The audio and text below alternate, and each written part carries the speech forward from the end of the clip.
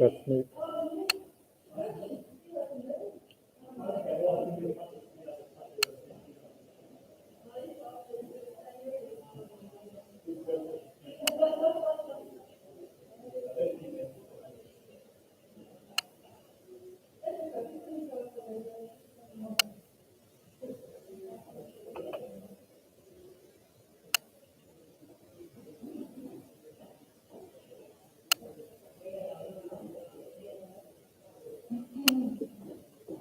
Do you want to try it now? Yeah, is it working? Well, I put it through my modem instead of theirs.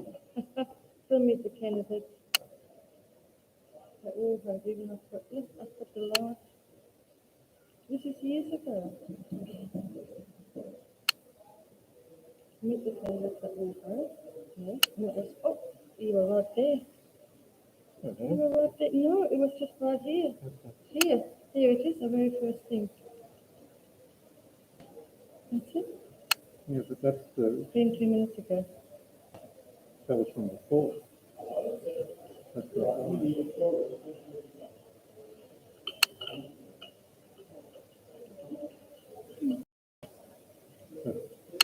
But why is it 2 minutes behind?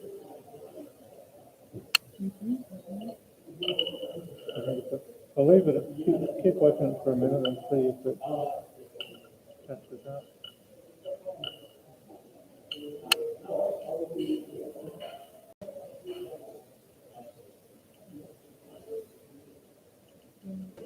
Maybe I get one message.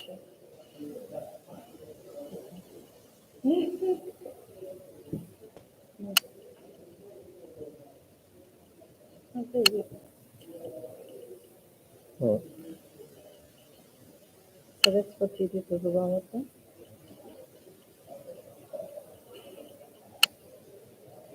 that's like if I stopped it and it saved it. Okay. Why isn't it showing it live? I don't understand why they keep saying live and it's not actually live. Maybe live uploading to the internet rather than. Can you hear me? This doesn't sound like it's on. Yep. There you are. So it's just delayed. It's just delayed. It's very jumpy because it doesn't have very good quality.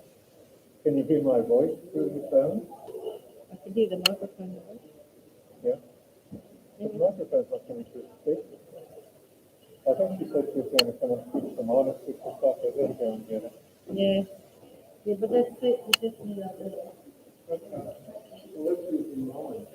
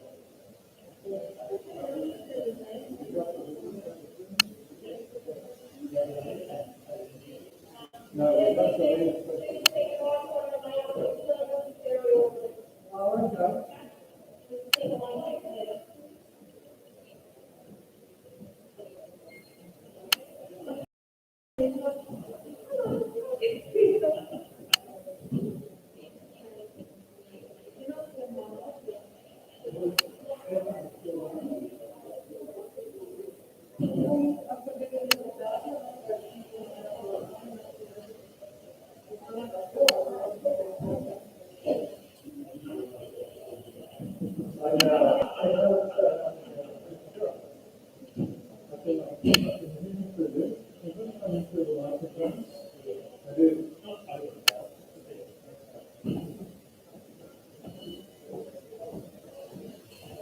this moves up and down. Up this way. Are you guys going to sit facing the audience at all? So you and your team together as just make up the agenda as well. Something about these are probably for now easy stuff. They're all the remaining questions on the same page. I don't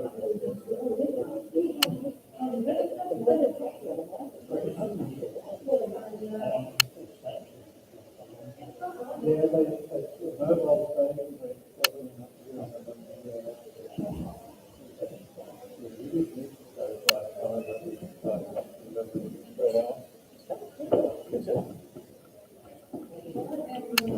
can you hear me through the Margaret?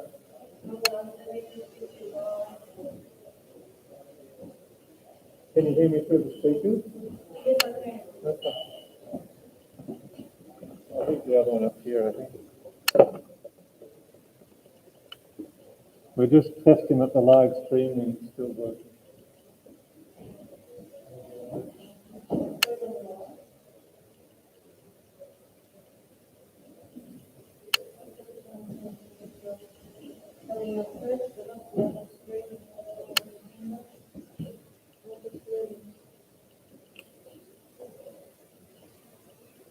Live, end stream. Is it live? It says live and the time is running and there's an option for ending it, which suggests it's running. I just can't get anything. It came up before. I was supposed to meet the Sherman broke.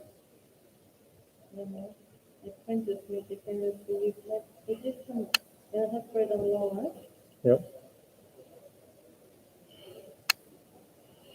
Because I'm not, it's not letting me. It keeps on going back to all. But I haven't got maybe the internet. Live. If anyone, oh, no one's watching the live stream because there's no numbers coming in.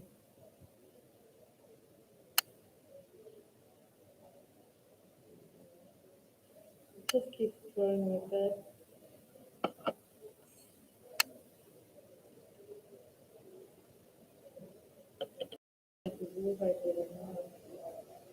Right. It's full by if you haven't got an hour on the back, have you? Let's call her. Oh, I just can't get it.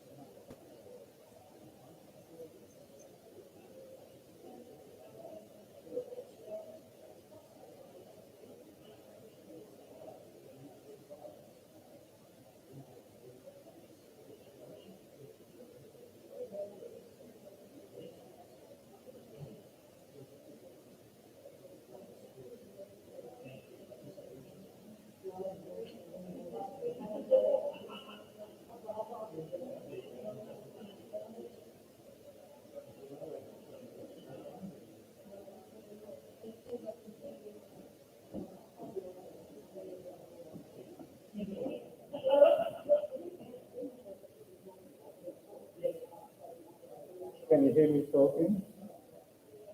Any sound coming through? Great.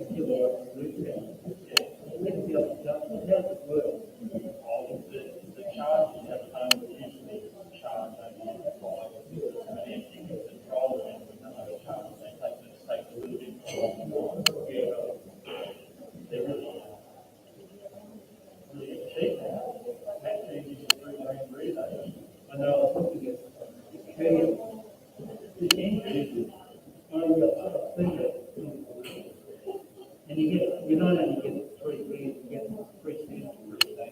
You have another 2. Just Australia, we still don't have many models. We've only got it's changed. I just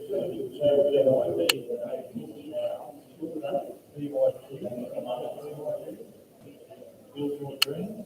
Have you got a mobile phone? Yeah. You've got a 212 battery. And the speakers for automobile manufacturers.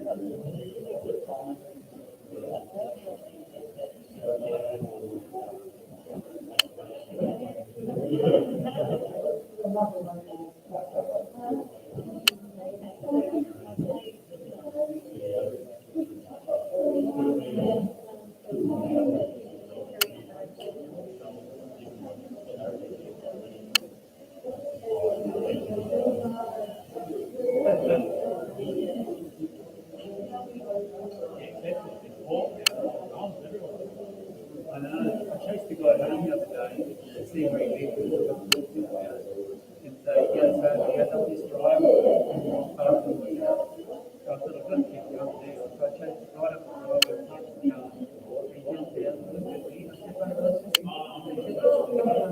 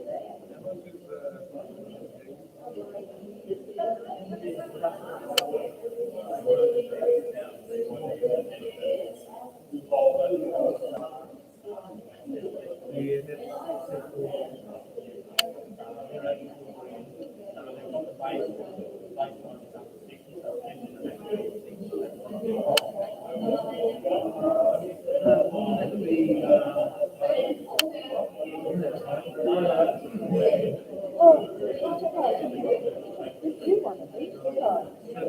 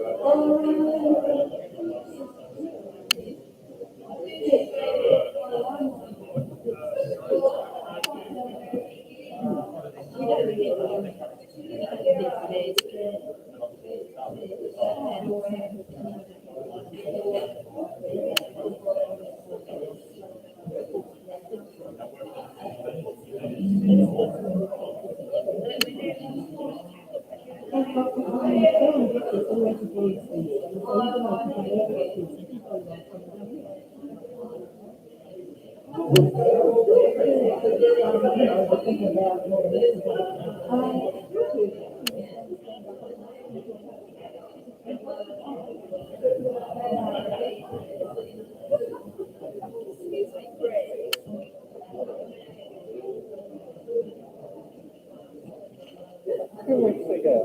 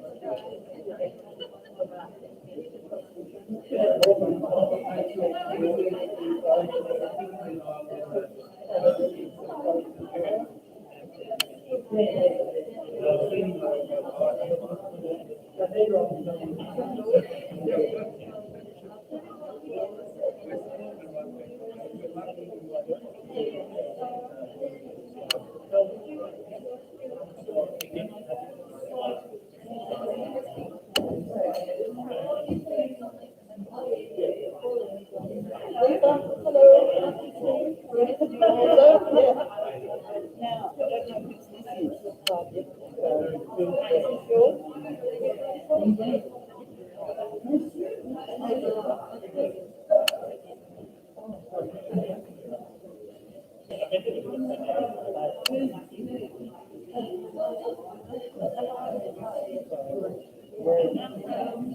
just dragged the chair up.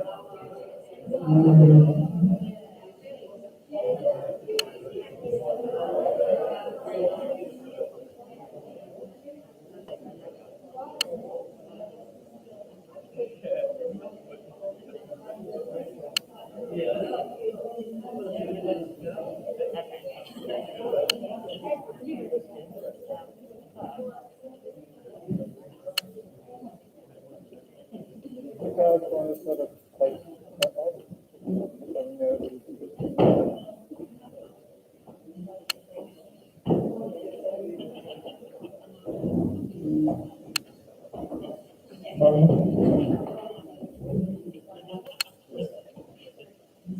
Well, good evening. Can everyone hear me all right? Can anyone hear me now? Okay. It seems to be the loudest I've got the mic. Can you hear me all right at the back? Yeah, which we might have to do over there. Just excuse me for a minute.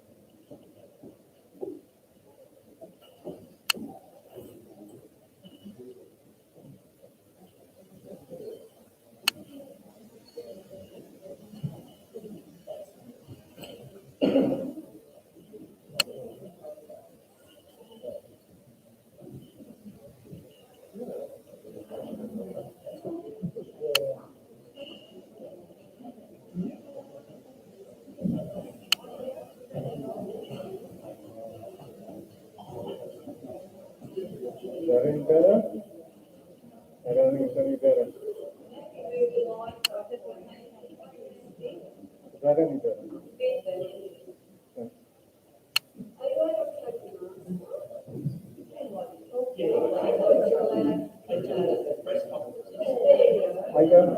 Is that making any difference? It is. Okay. All right. We'll take our masks off when we talk.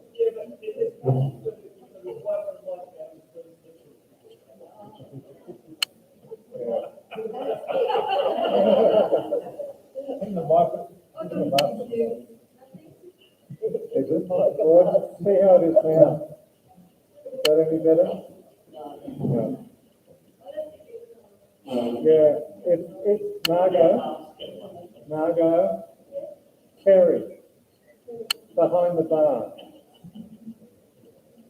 All right, guys, well, I might just speak in a loud voice, just while we get started. Can you hear me even with my mask on? Okay. Well, welcome to our Music Candidates Forum tonight. Thank you all for coming out. I do have one from Team Kinston, which is for their entire team. They won't be attending tonight. Over the past week, I've received 4 different reasons why they will not be attending. The most recent ones are, the Mayor said she was attending a regular council briefing at 5 p.m. today. I do note that the Deputy Mayor, Lisa Intamin, is here, even though. And finally, the other reason most recently given, the Mayor has said that as long as there are COVID cases in the Hastings, her team will not support public gatherings. Now, I did check with New South Wales Health yesterday, and I received this from them. In terms of vaccinations, the Hastings is above the state average and is the highest on the North Coast. While there are currently COVID cases in our community, they are being closely monitored by New South Wales Health and are in isolation. There are no new venues of concern. Clubs are permitted to be open and gatherings are allowed. As you all may know, the Sydney lockdown ends next Monday, and we can expect a flood of tourists from Sydney in our region, and we are told to prepare for a flood of COVID cases. And this is part of living with COVID, is that we need to still be able to live our lives and get out and abide by the COVID rules. Was that? Oh, okay. We swap them over? Oh, I can shove it in. I shove it in before. Is that any better? Thank you, Terry. That saves me yelling. Now, for those who are going to be speaking this mic, move up and down if you're a little bit shorter than me, as probably you all are. Okay, New South Wales Health said there were no new venues of concern and that the clubs are permitted to be open and gatherings are allowed. The Hastings Residents Association, whom I'm the president of, we take our advice from New South Wales Health. Now let's introduce those candidates who did want to be here tonight. Part of this forum means that we'll be giving each group of candidates, and we have 5 groups here tonight, 6 minutes to introduce themselves. They can introduce the members of their group, and they'll give you an outline of what their policies are. And then from there, we will proceed to questions and answers. Now, our first group up tonight are called Fighters for Our Region, which is led by our Deputy Mayor, Lisa Intamin. Lisa. So we're leaving mic on?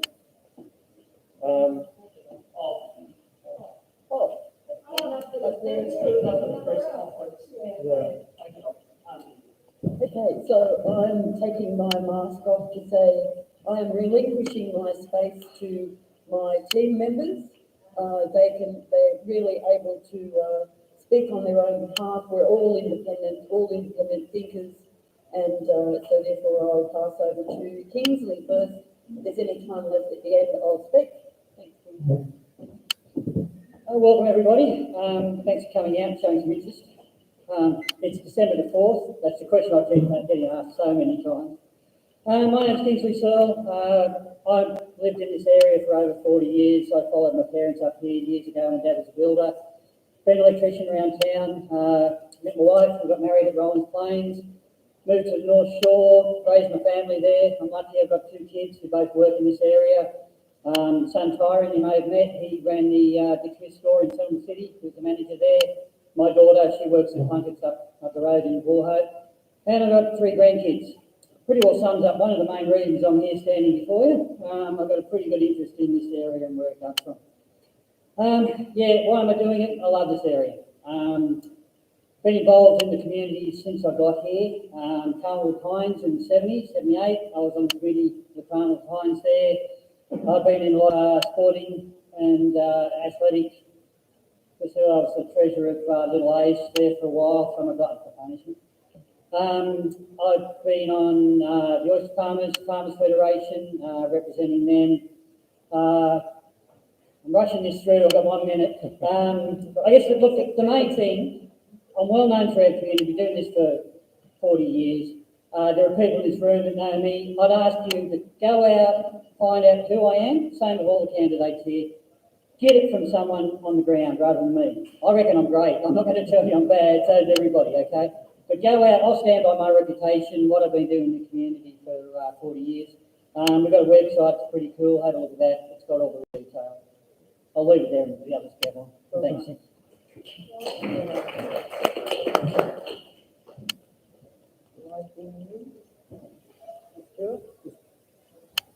Good evening. My name is Stuart Cooper. I've been married to my lovely wife Patricia for over 30 years. I'm living in Macquarie. I have a business background, having been a certified practicing accountant for over 25 years, specialised in project management for 20 and been running my own companies for over 17. I'm now semi-retired and have concentrated on giving back to the local community. As a founding member of Saving Macquarie, we are focused on fighting for our local residents' issues, such as the Lake and Houston Mitchell Drive intersection with the Pacific Highway. I'm also a member of the Lake Cattai Council and Community Action Team.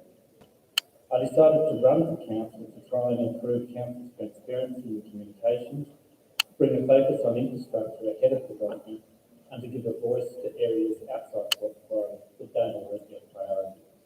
Thank you. Well done.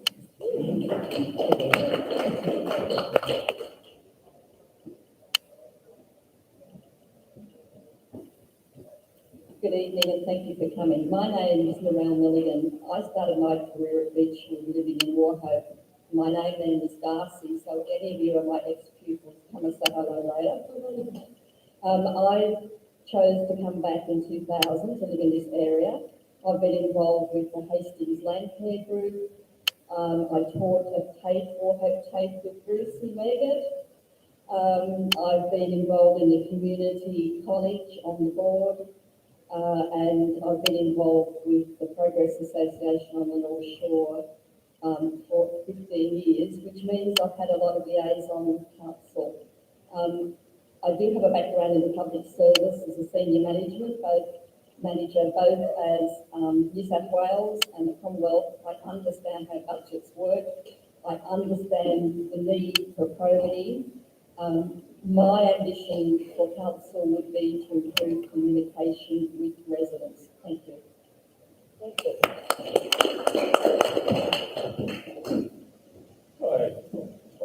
Hi, I'm Paul Bradford. I'm the fifth member of the team. I've only been in the region for 6 years, having moved up from Canberra. I've been self-employed virtually my whole working life, after 12 years working for NASA. I'm the son of a career public servant that was senior management in what became the ACT government, basically performed the roles of what a mayor would. I grew up in the lifestyle listening to career public servants talking, mainly in the 70s and early 80s, talking about their ambitions for Australia and how they see Australia. And there's a buzzword that I used to hear all the time and never hear anymore, which is this in the public interest? If I get elected, that's the question I will ask on every issue. Is this in the public interest? Yes, you get my vote. No, you don't get my vote.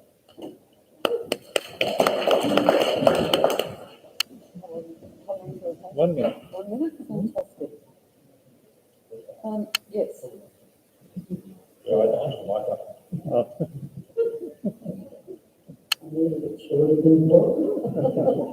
At 6'6", I think.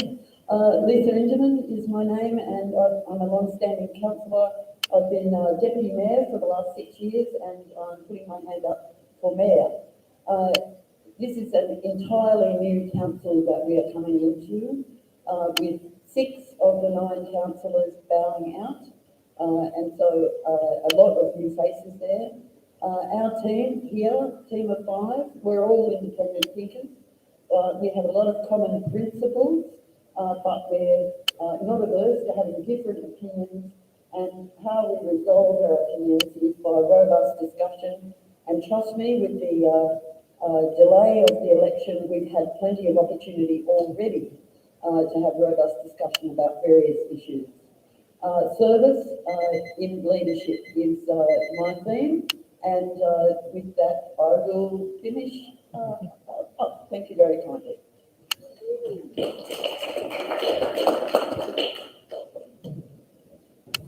Thank you, Lisa. Before I go on, if anyone needs a glass of water, there are jugs and glasses up on the bar behind you. The next team we'll be hearing from is the Greens. Thank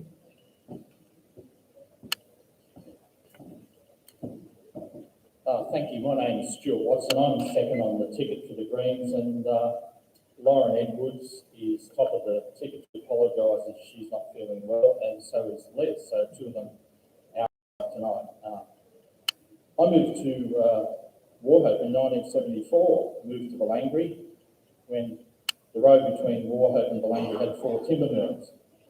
3 kids went to Beechwood and to Wauchope High School. I've got 5 lovely grandchildren, 3 of whom live in Port Macquarie now.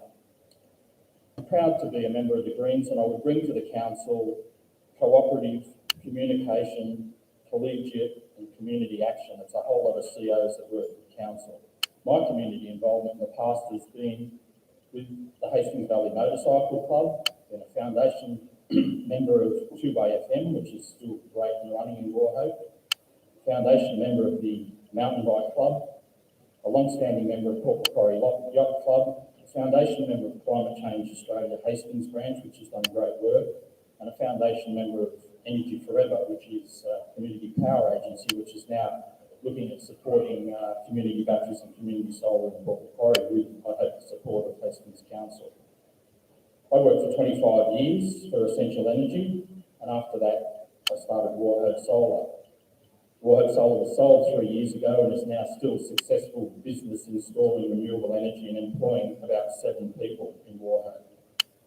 I've got an Electronics and Communications Engineering Certificate, a graduate diploma in Business Management. I'm a foundation member of the Solar Energy Industry Association, and I've worked on Council Committee's Sustainability Working Group for 3 years, and look forward to bringing to Council what another 46 councillors have in New South Wales, Greens councillors, that can bring sustainability and action on climate change. Thank you.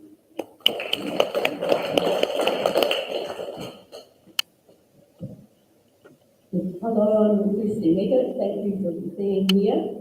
I'm a New Zealander who came to Australia in 1979, and I came to Port Macquarie in 1994.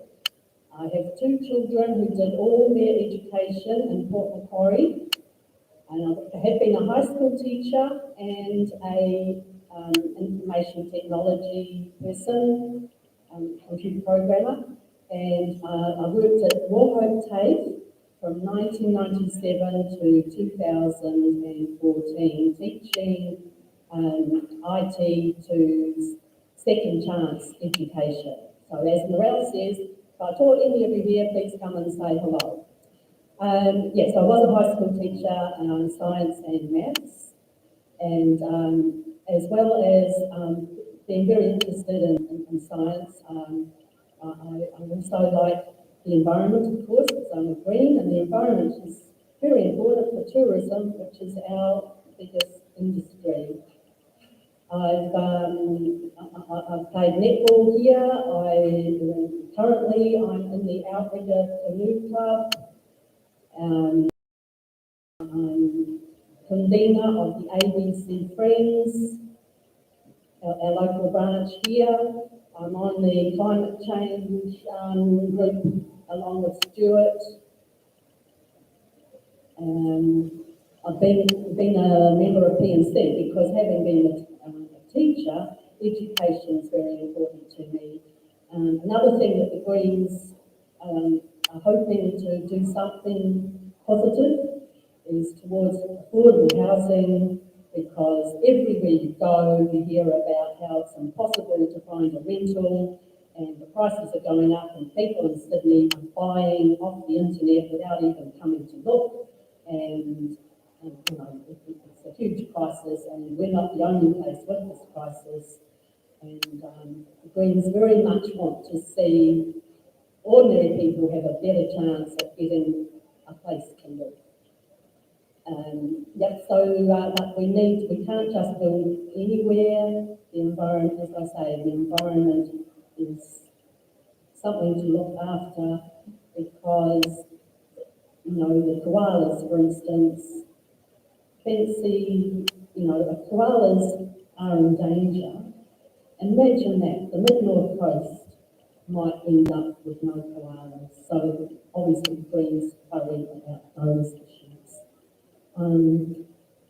Thank you very much. Thank you for coming out tonight. And yeah, I'm number 3 on Glenn's ticket. Thank you.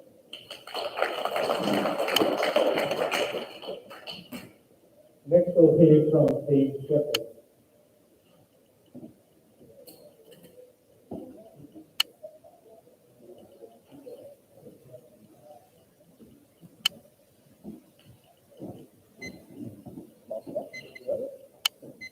Yeah, you can speak. Hi guys, how are you tonight? My name is Ethan Francis. I've lived in Port Macquarie since I was 15, and I am currently completing a Bachelor of Environmental Science and Management at CSU. I believe that I am running on Team Shepherd's ticket because I believe that the Hastings area can be a keystone town or keystone area for sustainable development and progress along the North Coast and in Australia.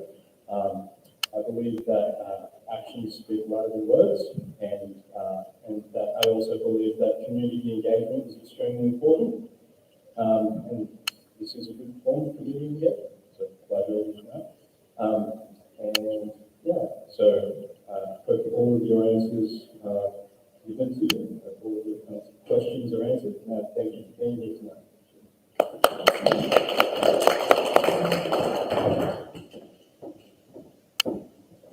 Hello, my name is Linda Elborn. I've lived in the Hastings and surrounding region for the last 26 years. I've got 2 adult children, and they also call the Hastings home. So for me, community is very important. The first 20 plus years I spent in the area, I was in a corporate environment, so worked in management, coordination, those type of roles, and mainly focused on family. The last 5 years I've had a career change. Obviously the children grow up and things changed, and I've moved into the disability sector. So I've been learning and working in this area, which has opened me up to understand and just realise how many fantastic community groups that we've got, but also to gain a good understanding of a lot of the community needs.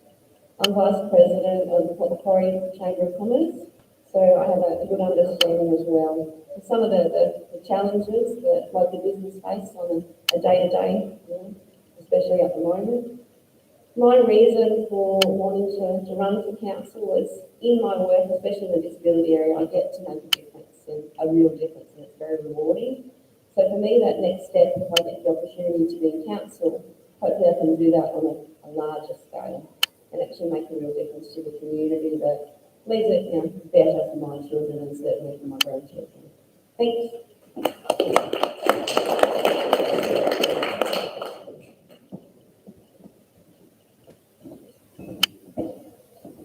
Good evening, everyone. My name is Greg Freeman. I live in Port Macquarie. I've lived there for 22 years, got a wife, cat, and 4 grown-up kids now. I'm the old guy on the team, as you can see. But that means I'm still experienced but enthusiastic. In the 70s, I grew up in Wauchope. Dad was in the Forestry Commission here, so I'm familiar with the Wauchope and Camden, Haven, Bottom Hills area from that time. I've had my own business, Impact Environmental Consulting, for 25 years now. I've also been an advocate for an aquatic centre to be built in Port Macquarie, so big on infrastructure. And I'm with Linda on the Port Macquarie Chamber of Commerce. I'm on the board of that. Very keen to run for council because I've got the energy, the enthusiasm, the skill, and through Rachel and the team, the connection to the community and understanding better what the community needs is what's driving my interest. So I'm at that transition stage between working for myself and my business to working for the community, and very understanding of local government because it's what most of my consulting has been for 25 years with councils around Australia. So I think with our approach with the community, we stand for sensible, sustainable progress, and I think that captures exactly what we're on about. So we appreciate your support. Thank you.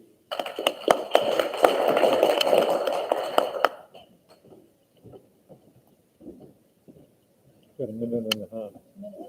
You only left me a minute. Sorry. What was it, Rachel? I feel incredibly humbled to be, to have this board of Ray, Belinda and Ethan thrown behind me. I think you can see that we bring a level of balance, within a single group. And of course, we would expect to be working alongside other councillors, and I'm really pleased to see the candidate field that we have and know that the people who couldn't make it tonight, because I think as you get to know us over the next few months, you will see our merit. And that's important. We really engage and question, get to know us is really important. So, my name's Rachel Shepherd. I'm running at the head of the independent ticket for sensible, sustainable progress alongside Greg, Linda and Ethan. I'm also running for mayor, and that's because I do think that our community needs particular leadership in order to lead us in a different direction into the future. And that's not to say that council has done everything bad or that they've been fundamentally wrong in how they operate, but that I think we need something different. My perception is that council has been undergoing a strategic shift over the last few years, and I've been very strongly engaged to know that. To speak a bit more personally, I'm 36 years old now, not 35, it was 2 weeks ago. I grew up in Papenborough. I played soccer for Wauchope for over a decade and played soccer for the last years. My parents were Glenn and Kathy Shepherd. Many of you might know them because they were midwives and nurses at Port Macquarie Base Hospital throughout the 1990s. I got sick of people coming and telling me that my parents had them birthday babies, so don't do that. But I'm absolutely honoured to be able to be a part of this conversation with our community, and I hope that the campaign is an opportunity for a broad conversation about what our community wants and how we're going to get there, both as councillors and also community members from the council.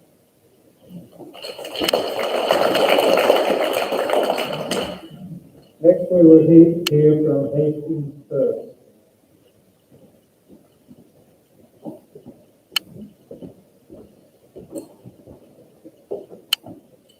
Good evening, everyone. My name is Nick James from Hastings First, commonly known as Nico, but over the past 18 years I probably haven't used my surname very often because of my work in the media. So when you get to voting day, have a look at the ballot paper, look for the exotic and exciting European name, Lipperback. That is my full name, Nick James Lipperback. So I've been in the Port Hastings area for 18 years, 11 of those at 2MCFN alongside Strawny, where we worked on the Give Me 5 for Kids campaign, raising approximately $500,000 for the Wauchope and Port hospitals. From there, went to Holiday Coast Credit Union, working with Neville Parsons, and over the last 4 years, I've been working at Radio 531, where we picked up a couple of business awards there. So, running for mayor, that is what I'm doing because of the fact I feel, and I've always felt that there's no point complaining, but better to be getting up and doing something and ensuring that your voice is heard and getting involved, because we've seen through various council meetings over many months, it's just not happening anymore, it's becoming dysfunctional. I can lead this team, whoever it may be, a combination of councillors from different groups, through my work experience, through my work in sporting groups, leading teams, coaching and selecting from Hastings through the Mid-North Coast. I've been heavily involved in sporting, charity and business organisations over my past 18 years. Married to 2 adult kids, and Hastings First itself, there's a number of team members, 5 in total, so I'll get them all to come up one by one with a little bit of introduction of themselves, and then I'll policies quickly as well. So first up, our number 2, she's been on the North Shore for the past 6 years and is highly active in that community, Kerry Fox. Good evening, everyone, and thanks for your time. I'm not going to talk about myself today, because you can look at that, you can find out about that later. What I am going to talk about is what do we want our councillors to start doing. We want them to start listening to what we need. We want them to start being accountable for the decisions that need to be made. We also want them to be accountable for their behaviour in council. I think we've all seen the deplorable behaviour on the council meetings that should no longer happen. We need a code of conduct, and we need a council who's going to listen to the people and listen to all the stakeholders. Very important, and have all the right facts to make the decisions. It's a tough job being a councillor, and I think that can bring those qualities. So thanks for your time. Thank you, Claire. It also brings 30 years of business experience. Our number 3 on the list from the Heritage Christian School with, again, 3 decades in education, Linda Lenore.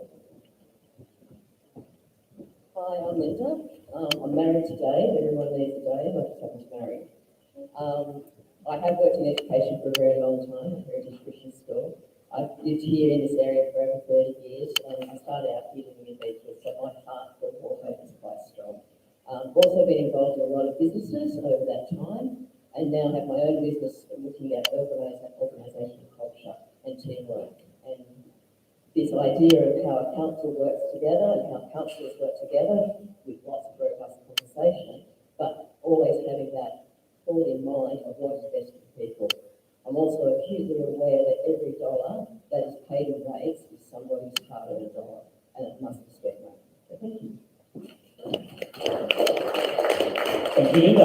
Number 4 on our tickets, Michael Clark, Wauchope legend, the heart and soul of the Wauchope Football Club, and also 4 decades in the finances. Good evening, everybody. I also played soccer as well, about 15 years ago. Now I'm playing Leinster. I came up from Canberra. I'm actually out of the old Rural Bank of New South Wales, which some of you would remember. I was a regional training manager and hit here in 1990. I've got 3 fairly old sons now, 36, 35 and 27. My strengths lie in business analysis, financial analysis, balance sheets, P&Ls, etc. Because my banking background allows me to assess businesses, basically looking at equity, liquidity, looking at sources and application of funds, etc. That's fairly critical in respect to the way local government operates. There's a case and example just recently, Gloucester Shire Council that's run into a little bit of a problem with their governance, not necessarily fraud, etc., but it has come out of governance. It's really important that we stay on top of our financials and that we understand where the money is coming from and going to. The rest you'll see on my profile. Thank you. Thank you, Michael. Apologies for team member number 5, Justin Hardy, who has worked for the last 20 years on boards as well as via doing infrastructure work, which is, again, fantastic experience. We all come from very different backgrounds. We all bring a different set of skills with Hastings first, so keep that in mind and go to above the line coming up on December 4th. Briefly, our policies, you'll find more on the website, hastingsfirst.com.au. We're looking to develop economic hubs to create more employment opportunities. Social housing is very important to us as well. We know how people are doing it tough. I don't know why locals have to be shut out of their own area. Price increases. We want to develop a post-COVID tourist plan, improve those nasty traffic bottlenecks you get every morning and every afternoon. And we often hear from Wauchope and the hinterland and the Camden Haven, they don't feel connected to Port Hastings Council, so we want to work on that as well. Thank you very much.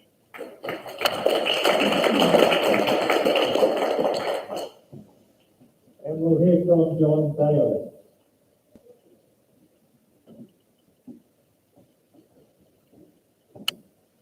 Hi, my name's John Bailey. I've lived in the Hastings for 2,040 years. Met and married a local girl here 35 years ago. We have 2 grown adult children who were born and educated in the Hastings. I've been part of the sporting fraternity ever since I've been here in a coaching, refereeing, playing role. I work at a local television station. I've been there for 36 years, and that affords me the opportunity to cover a lot of community issues and be involved with community right across our local government area, local business issues, local council issues. So I think that gives me a reasonable sort of platform to take a positive and informed community voice to the table. Thank you.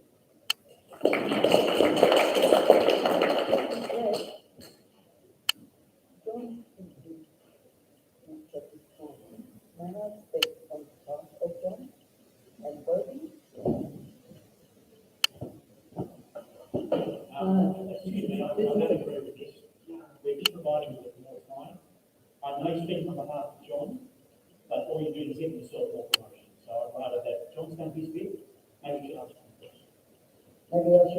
John first to take the report.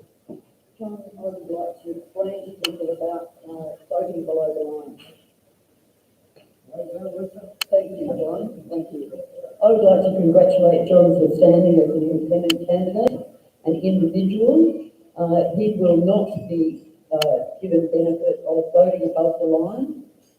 You will need, if you wish to vote for John, you will need to vote for 5 candidates below the line individually.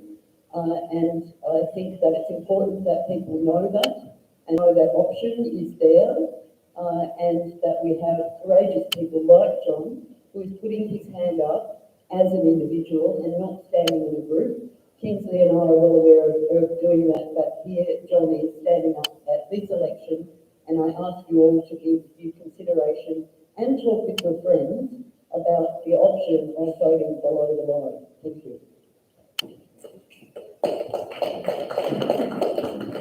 Somebody's left their paper. Your mask of mine.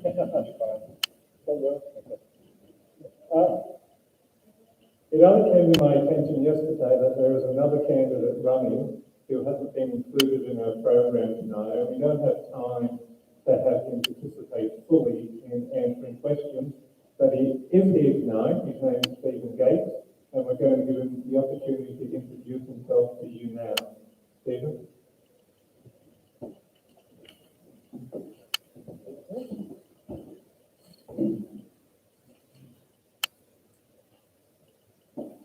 Thank you very much. It's refreshing to hear some of the councillors and their experience and where they've been and what they bring. And this year I'll be running simply as an independent for mayor. I won't be running as councillor. A very good reasons for doing that. And I look forward to working with some of my colleagues here if elected. By way of background, 53 years of age. I have 3 girls. 2 of them live with me here at Bybarra. We own a 500-acre rural property, some cattle farm. And I left my executive life. So I used to hold positions of national human resources managers for a driving company. I set up my own property management company. I sold that and I moved up here. My girls went to Huntington School, one of the small schools in the area, and they're currently at St. Columba. My wife doesn't share my name. Her name is Alison Stanfield. A number of you know her. She runs her own legal practice in Port Macquarie. That I bring is a vast amount of experience in understanding council. In that years alone, I've spent a full year researching council. I've put in 2 gift applications to council. They've spent $100,000 defending, giving information to ratepayers. They have another 2 freedom of information applications before them now. They will likely end up in court. In terms of where I've been, I've travelled around almost every single road in Port Macquarie Hastings. It's about 2,500 kilometres per trip. It took about 6 weeks to do it. Part of that was talking to ratepayers and understanding what the issues are. We've probably read 30,000 pages of council documents. From council annual reports back to '97, every single meeting, agenda and attachments is 2011 now. Really detailed knowledge. One of the things that we want to bring as mayor is the collective voice of not just what's perceived as a Port Macquarie council, but the rural ratepayers as well. And it's important to blend those together, to avoid the perception that funding stops at the donor. Some of the issues that we'll be looking at is critically roads and infrastructure. You have been failed for 20 years, and I will show you exactly how you've been failed. We're here for ratepayers. You're paying too much for your rates. You're paying too much for a housing and development application. We will show you why, and we will point that out to council. And we'll work collaboratively with the general manager. In terms of the council itself, there is no accountability. There is no transparency. What we will be doing is we'll be showing the lies, the falsehoods, and the fabrications in council. I'm a firm believer, if you don't know where you've been and you don't understand the problems, you can't fix them into the future. We'll be looking at rubbish, and we have very good personal relationships with the CEOs of a wide variety of companies that provide services to council. I'll be drawing on them in individual meetings to obtain their thoughts on what we've been agreeing. Importantly for business, I've seen too many impediments put in by council to establishing a business or growing a business. We need to facilitate employment, not just in port, but the rural areas. The towns that we have, Comboyne, Longflat, Camdenhaven, all need to have a strong local economy, and council can support that. Lastly, in terms of development, I echo what my colleagues have said, and that is that the development needs to be sustainable. What I will say to you now is they are being overcharged. Council is requiring them to put in services that are not needed. They're requiring individual homeowners to put in assets which they do not need, and it's costing thousands of individuals and hundreds of thousands of developments. That needs to change. In conclusion, thank you. Again, we're serving strictly as an independent for mayor, and we believe that the independence of the mayor, unfettered by colleagues, is an important function of the council. Thank you.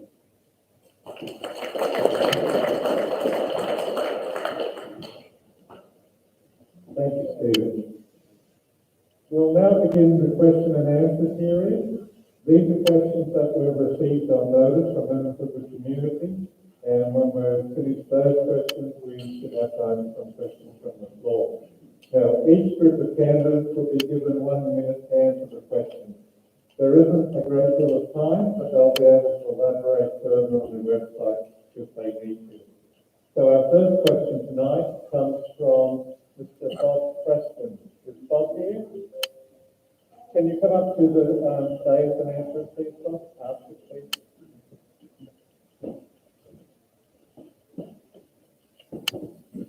Thanks, Greg. Yeah. Can you hear me okay? Yeah. Okay. My question is to the team. How will your team put in place effective leadership and standards at all levels within council that ensures development uses design principles, the local environment, including koalas, and our lifestyle are protected, doing things in a balanced and sustainable way, not just for the current community, but for future generations?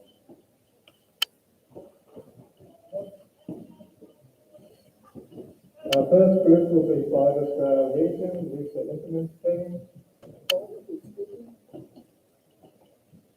Okay, well, how to answer that question? Honestly, I don't know. All I can tell you is we're a group of independents. None of us are here are developers. None of us are here on behalf of developers. So we don't have the vested interest of looking after developers. We're here to look after the community. We all believe in conciliation and working as a group and not controlling people by bullying people and heavy-handed tactics. As a group, we do offer a diverse range of experiences, from experienced business through to long-term members of council. 4 of the 5 of us are clean skins, myself deliberately a clean skin, so that I'm not affected by any great knowledge of people and positions, or I don't owe anybody any favours. I'm coming in completely as a clean skin, keen to look after the community and sort of make things go in the right direction. There's many existing council control plans. Are they perfect? Definitely not. Can they be improved? Of course they can. How? I need to get in there before I can answer that question. We're here, all here for good government, not for self-interest. The Greens.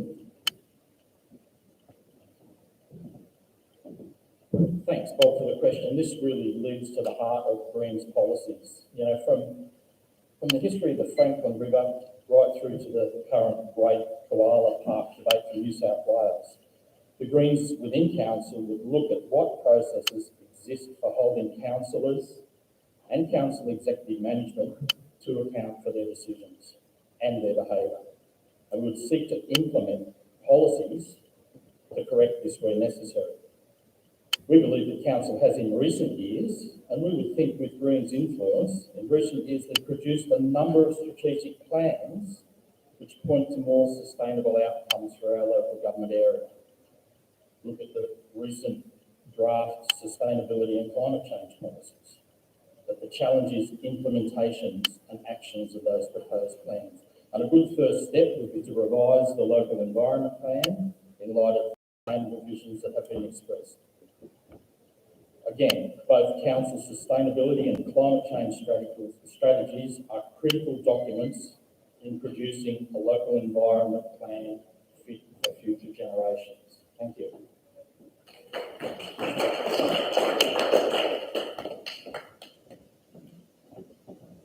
Ian Shepherd. Thanks, Bob, for that question. And it speaks to the core of our platform regarding sensible and sustainable approach to progress.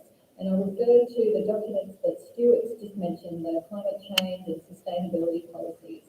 Our belief is that real change within council is grounded in effective strategy and effective policies that have teeth and have the leaders that are willing to implement them and make sure that they are carried out throughout the whole spectrum of council activities.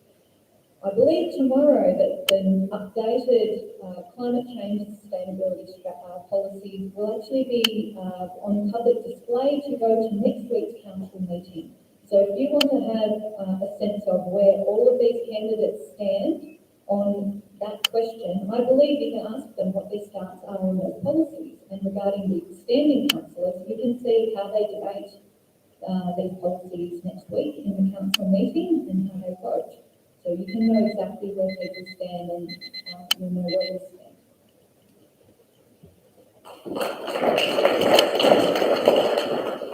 Hastings first.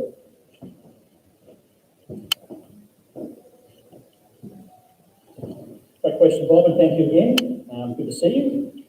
In relation to what you're wanting to do, what the council needs to do, we certainly feel that again, a new team, new people in there, new councillors, a new leader would assist in redirecting what's happening at the moment.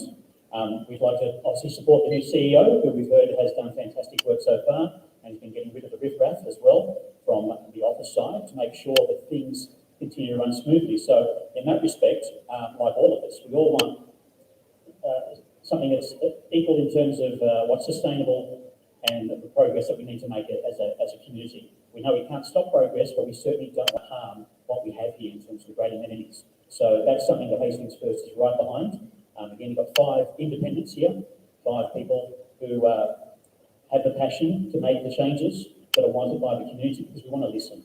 We want to hear what you have to say, what changes you want to make, and we want to follow through with that as well. So that's our response in that respect. There's certainly work going from the councillors into the staffing area and then coming back and then argued again when work should just be going ahead. And that's what we would like to see is Hastings First, get stuff done, move ahead, move forward, stop delaying stuff by arguing, get council chambers. Thanks. John Taylor.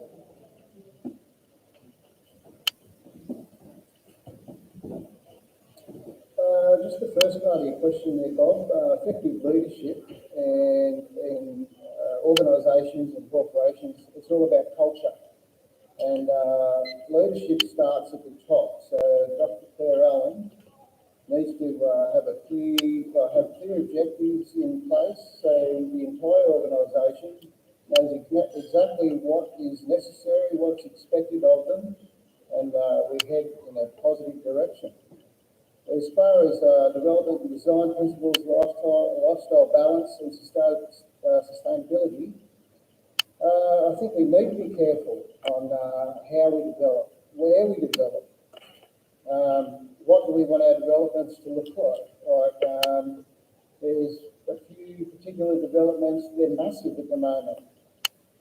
And it makes you wonder, do we want to look like a Mount Druitt by the sea, or do we want to be a point of difference where we do sustain our lifestyle and our environment? Why can't the Hastings be a point of difference where people do want to move to for a sustainable lifestyle? Thank you.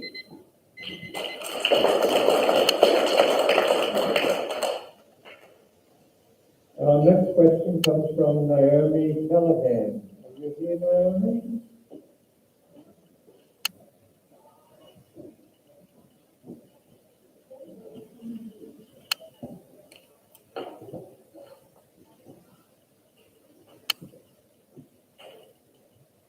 My question is, how would you ensure a transparent engagement process that generates public views and ideas, that has direct input into shaping local government action or policy, rather than simply persuading residents to accept a decision that has already been made?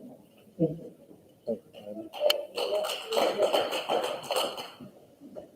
Tigers for our region, Lisa. Thank you, and thank you, Naomi, for the question. I hope that you haven't had an unfortunate experience with council, but if you have, I would love to talk with you about what happened, so maybe something could be done. But nevertheless, as a general rule, council does indeed consult with the community in an open manner, particularly regarding strategic progress, strategic development and planning.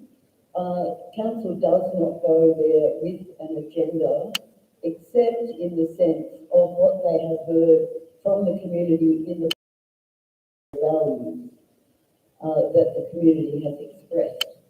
There are, of course, various layers of consultation, and if it's a consultation about a specific road or development, then that's not an appropriate time to bring up big picture strategy.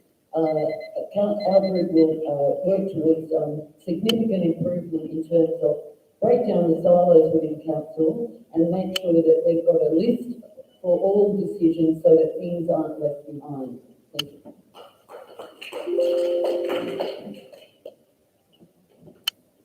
The Greens.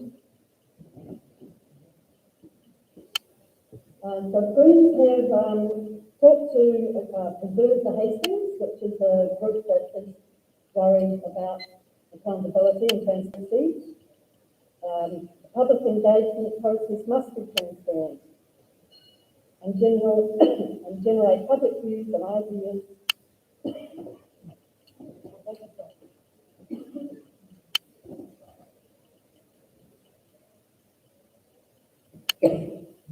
Generate public views and ideas that have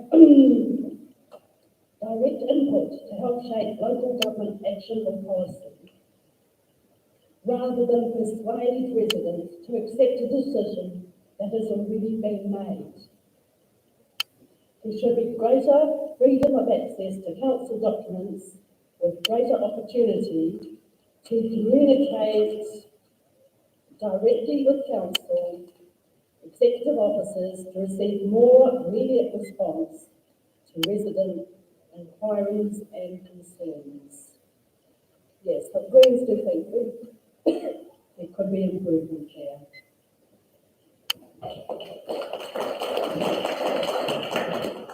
Dean Shepherd.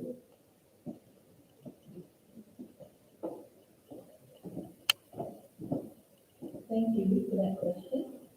I think one of the issues that we face with council is that even when they're doing things well and when actually they're putting a lot of effort into community engagement, which my perception is that they are, that there's still fundamental flaws in how that engagement is carried out. Right from the start, where people don't necessarily have the opportunity to give input when it matters and it's fundamentally going to shape a significant project. Right through to the end, when people have potentially spent hours or tens of hours or hundreds of hours in some cases giving input and still receive no update as to what happens with that. And so I think in some regard, it's about council coming forward with a clear understanding for people about the existing processes to have a meaningful impact and effectively impact council and influence council, because that's possible. That's what a number of us have been doing over the years. But it's also about extending upon the processes that have available to make sure that that transparency is apparent. So what they're doing right is apparent to the community, whether or not we agree with it. But what they're doing wrong is also apparent to the community and council. And my genuine experience has been that council staff are absolutely open to engagement, and my experience has been very positive, but I'm very aware. Hastings first. So I've been in the media for 25 plus years. I'm all about communication, clear and concise, get to the point, and let's also talk to those who know best. So I think at the moment, excuse my language, I think council go ask about. They go to consultants, they ask for ideas and suggestions, and then they take the community for further consideration. Instead, we should be going to the community first, asking exactly what they want, what they need, what solutions, discussing it, sending to discuss what you want done.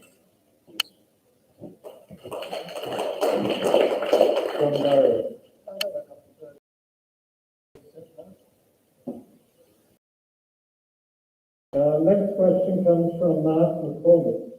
Is Mark here tonight? I shall ask it for him. Council currently owns Port Macquarie Airport and the Glass House. Why should council be running businesses like these when basic services like server gathering, footpaths and roads are either non-existent or in such a poor state in many areas of the earth? Shouldn't those businesses be sold off to pay for the essential infrastructure that we so desperately need and that council is supposed to be delivering? Lisa?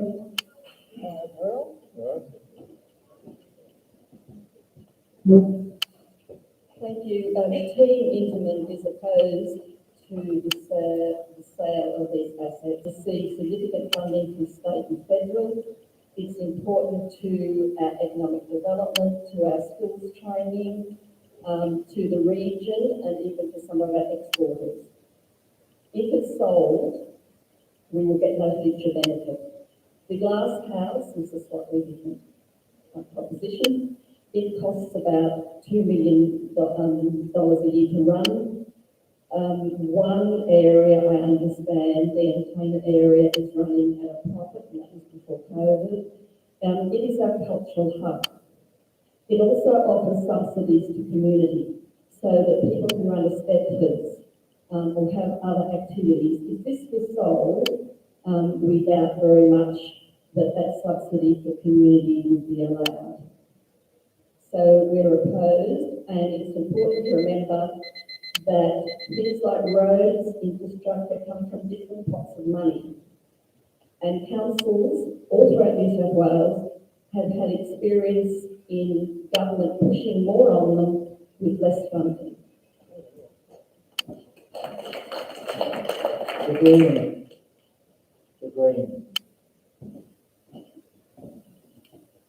Thanks so much for talking on this. Personally, I've had some consultancy work on both the Glass House and the airport, and I appreciate that the council runs both the Glass House and the airport as separate business silos and run them quite efficiently, although COVID has knocked around their revenue at the moment. So, Mark, no, we don't support the selling of the airport. It's going to be run as a profitable business. They've recently done energy reviews on both of them. We won't go into the history of the Glass House. I'm not going to move it down to where it should have been, where the police station is. We won't talk about that history. There's been books written on it. But no, we don't support selling of these vital community assets, and the council deserves a fair bit of credit for the way they are running them at the moment. Thank you. Team Shepherd.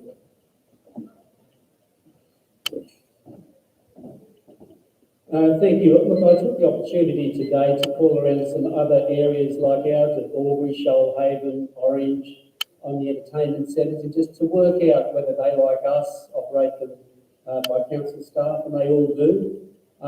So I think the asset ownership and the operation of the entertainment centres and the Glasshouse, as a case in point, is something that's a standard operation and I think should continue as an asset. And I think it's important to understand the difference between asset ownership and asset operation, because the council already owns a lot of assets that they lease out. For example, at the swimming pools, they have a subcontractor that operates it, the council owns the asset.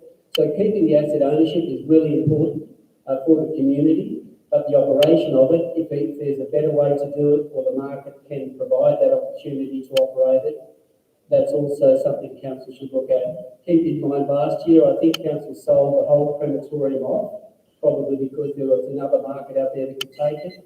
And last month, Coffs Harbour sold its airport for 50 years.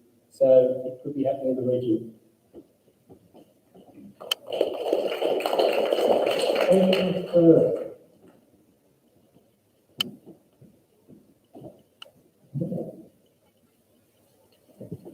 Thank you very much. I'm probably going to reiterate what the others have said so far. The Port Airport is a commercial asset that can generate money for the community and has. The Glasshouse is struggling, but there is a plan, in fact, that we support, that council has developed to ensure that it can work towards making some money down the track. We do not sell these type of assets off because, you know, a private operator would be substantially increasing the cost to the local community. So Hastings First says keep the airport, keep the Glasshouse. John Bailey.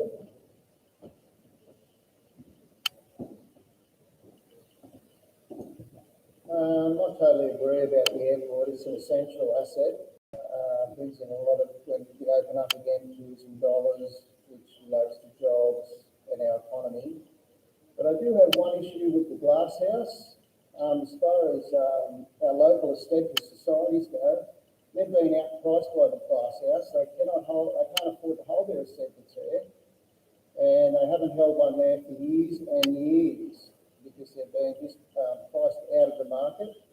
And I think for 2 weeks, 3 weeks of the year, our local kids, be they dancers, singers, musicians, speech and drama, should get the opportunity to tread the boards on the big stage because it was built initially as a community asset. I don't know if you recall the old Civic Centre in Clarence Street. It was above the library. They had a big song and dance afternoon there, one afternoon with about 3 different Hastings dance groups. And it was all about, this is going to be a fantastic facility for our kids to use, for our community to use. But they've since been priced out of it. So I think they should have an opportunity to use that for at least 2 to 3 weeks a year. Whether we subsidise it, they get it for free, I don't know, but I think our kids deserve that opportunity. Thank you.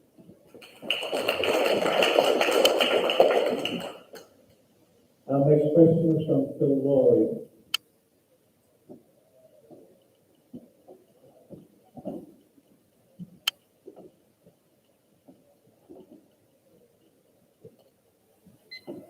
Council's approach to major project development is typified by the highly flawed Albury Road project. It's wasted millions of ratepayer funds focused solely on potential traffic improvements and engineering, with an alarming absence of any meaningful environmental or social impact considerations. Surely best practice dictates that environmental, social and similar impacts be considered alongside the economic and engineering ones, not as an afterthought, by which time council is so heavily committed to what basically is a single option. Do you support, for the candidates, do you support this best practice? And if so, how would you ensure its implementation by council management?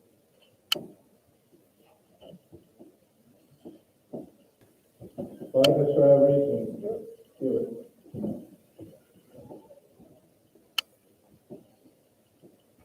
The council has, under the new CEO, endorsed a proposal to use the Australian Business Excellence Framework to start a transformational change within council.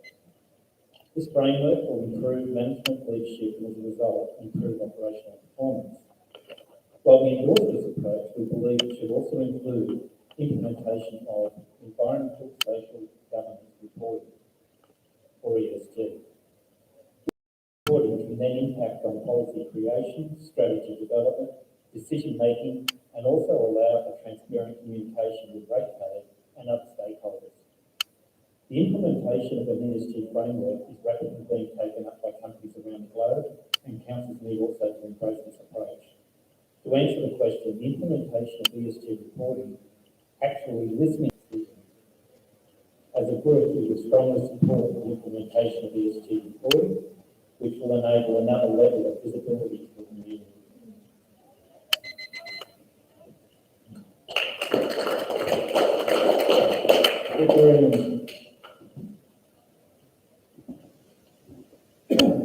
Yes, thanks again. And this response comes from Les Mitchell, so I'm just reading documents from Les, and thanks, Phil, for the question.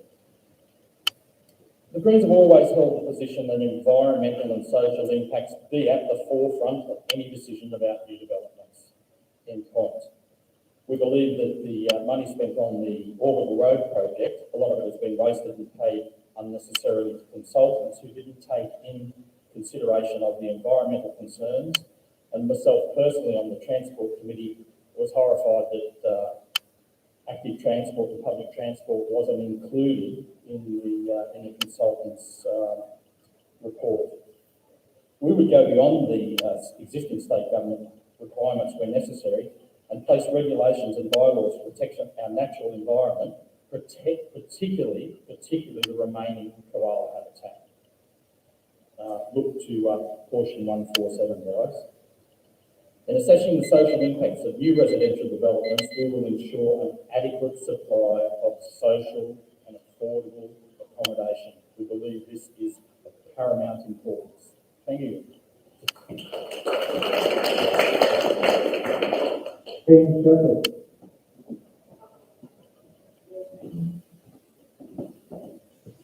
Thanks, Phil.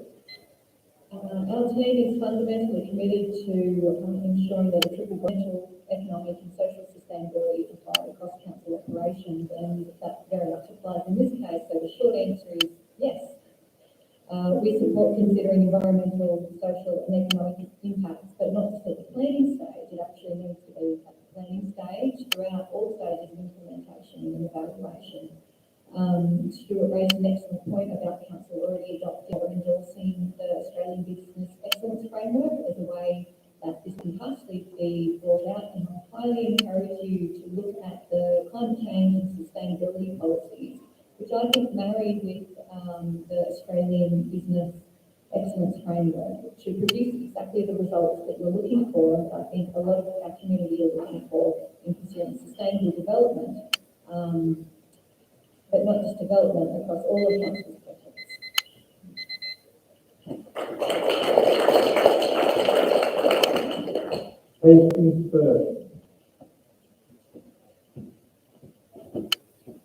Thanks, Phil. We're obviously gobsmacked, as many people are in the community, that this has dragged on for 30 or 40 years, and the amount of money spent on the Orbital Road is just ludicrous, and Hastings First does not support in any way the construction of the Orbital Road.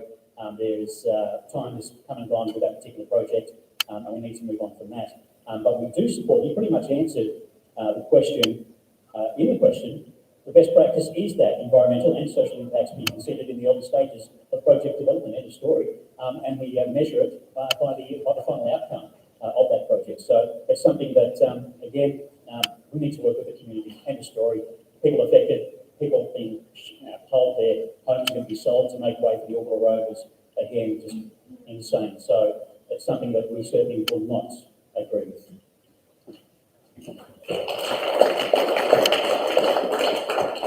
John Bailey.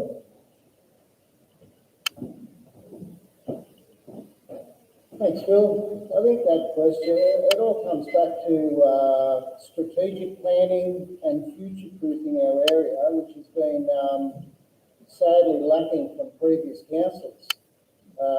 Obviously, environmental concerns and consulting with the community is a major thing, we do need to look at future road corridors now, before we start developing on those pieces of land. We need to get strategic planning and future-proofing issues in place now, before we end up in a huge mess in 30, 40 years' time.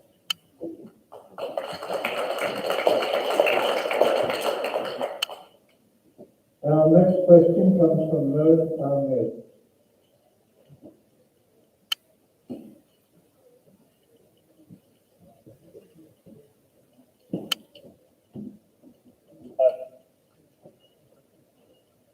So the King Creek Road Oxley Highway intersection, it's pretty much acknowledged as being very unsafe.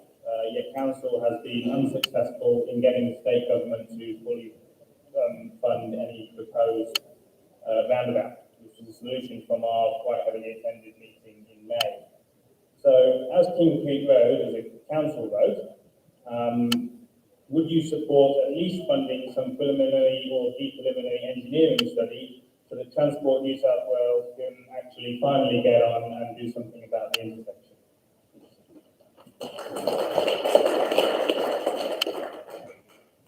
Favours for our region. Yeah, look, I don't think there's anybody in the with that one. It's one of the most dangerous intersections. Everybody who travels that road has that problem. So it would be one of our first topics that we'll bring up and look back at that 100%. There's no doubt. It's a quick answer, but it's true. It needs to be done. The Greens. Yeah, thanks, Merv, for the question. Of course, yeah, we agree with supporting the study for the roundabout at King Creek Road. We'd even go further and say, you know, the problem is adapting to population growth. It's the elephant in the room. We talk about sustainable development, but it really is a bit of an oxymoron. You know, we've got to talk about how much population we can support. We've got a massive conurbation happening between the Camden Haven to Port Macquarie, right through from Port Macquarie through to Wauchope, now Wauchope through to Beechwood, all the King Creek area, the Sandcrops development, a massive amount of traffic. So we really need to think outside the square. I'd like to put the thoughts with the King Creek roundabout, and we talk about a footbridge and a pedestrian or active transport bridge across King Creek so that we can have electric bikes, electric scooters, walkers, travel Port Lane to walk from Wauchope to Port Macquarie safely. Yeah, let's think for the future. Thanks. Ian Shepherd. I think Stuart raised an interesting point there, that if it's dangerous for cars, it's dangerous for bikes and pedestrians as well. So maybe a problem will present a solution, but this is a joint problem between, obviously, Council and Transport for New South Wales. There's three things we would endeavour to do. Is firstly prioritising it. As Kingsley said, we would all agree something needs to be done. It's a very dangerous intersection. The second would be the funding. It's difficult for us to know the scale of funding this would take, but I'm sure that Council could start the process off with some funding towards it. And the third most important one, I think, is advocacy. In Council, we would seek to advocate, not just politically with both the state and federal members, and I understand you've had a meeting here with the state member, but also on a technical level with the Transport for New South Wales staff to understand what the barriers are. We have barriers and we've got problems right along the Oxford Highway, and this would be one of the most important I think we need to tackle. Thank you.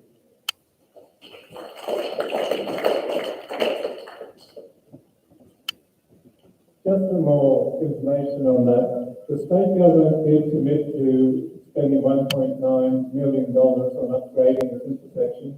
It's just that no work has started yet and there has been no plans done as yet. Our next thing to respond will be Hastings first.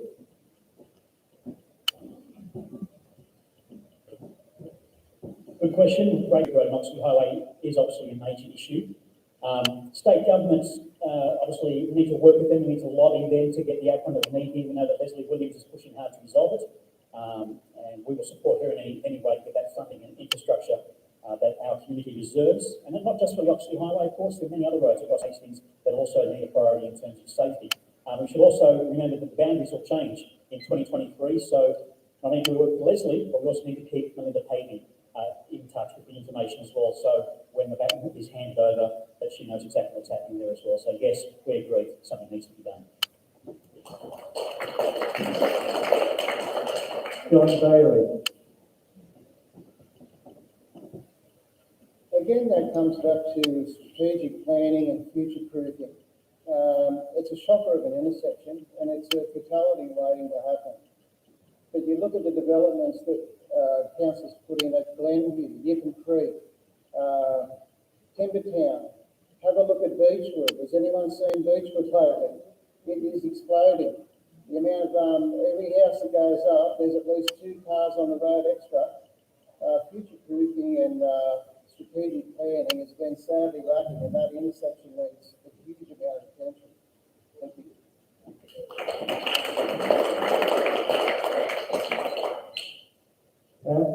Next question comes from Margaret Pickering.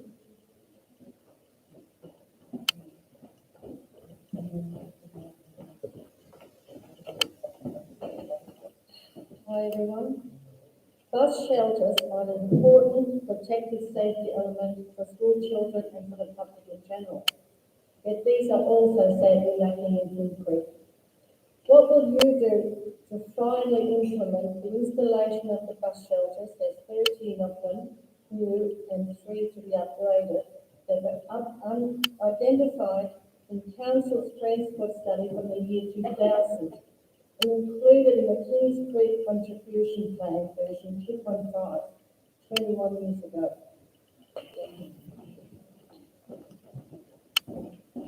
Focus for our region. Lisa.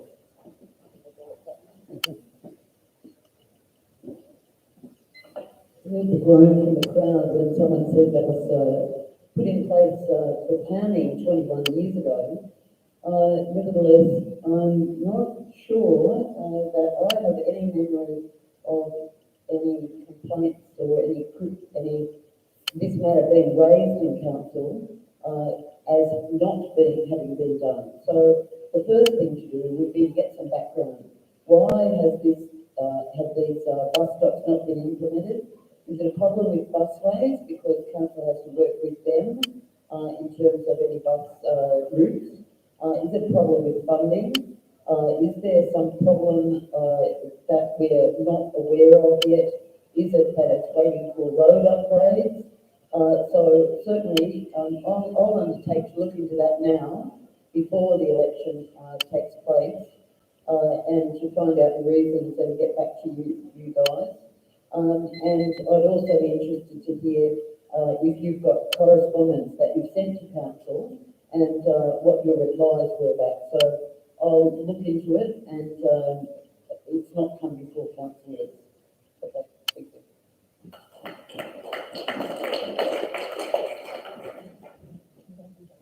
The Greens. Yeah, thanks, Lisa, for information on that. The Greens are very concerned about public transport, the use of public transport, and of course, bus shelters and kids comes into this. When we look at busways, we see buses that travel between Wauchope and Port Macquarie and travelling around Port Macquarie that are primarily funded by school transport. A 60-seat Mercedes bus with 1, 2 or 0 people in it. It's not really an intelligent way of doing public transport. We would support German initiatives for on-call public transport, and this is fairly radical. A free bus travelling around Port Macquarie and a free bus between Wauchope and Port Macquarie would be a viable social initiative that would give much better bang for buck returns than people could ever imagine. Thank you.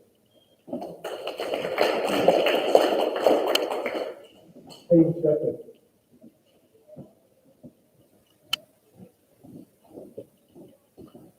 Thanks, Margaret. I think this clearly speaks to the big issue, the importance of an integrated transport network that addresses or that includes absolutely public transport as well as active transport, and of course as well adequate infrastructure to deal with that growing conversation as Josh pointed out. In principle, we absolutely support anything that supports public transport, and bus shelters are relatively low cost. You get pretty big bang for buck in an issue like this. So I'm really keen to hear what Lisa finds out, and hopefully I'm sure she'll be happy to share that with the rest of us. And yeah, actually, I think that's it for me.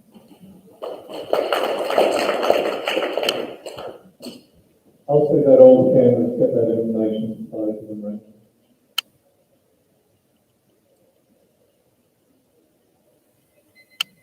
Now we hear from Hastings first.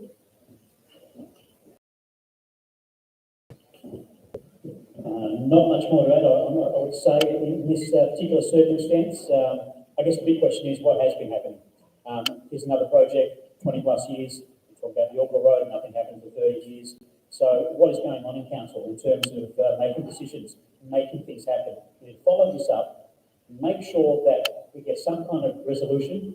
And I'm quite happy to support the Greens in terms of free bus around town. That is a fantastic idea. So in that respect, let's find out what council has been doing and obviously ensure that those people, particularly now in areas where they're building up in terms of development, let's get public transport out there and make sure people are safe. John Bailey. Okay.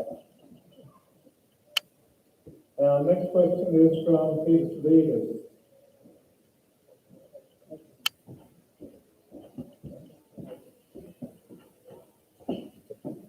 Ladies and gentlemen, candidates, by the way, I wish you all a humble process. The state government strategy of living with COVID means accepting that there may be many COVID cases in our community for some time to come, with occasional short-term lockdowns. Question: do you support people getting out and supporting local businesses and community events when medical authorities say it's safe to do so?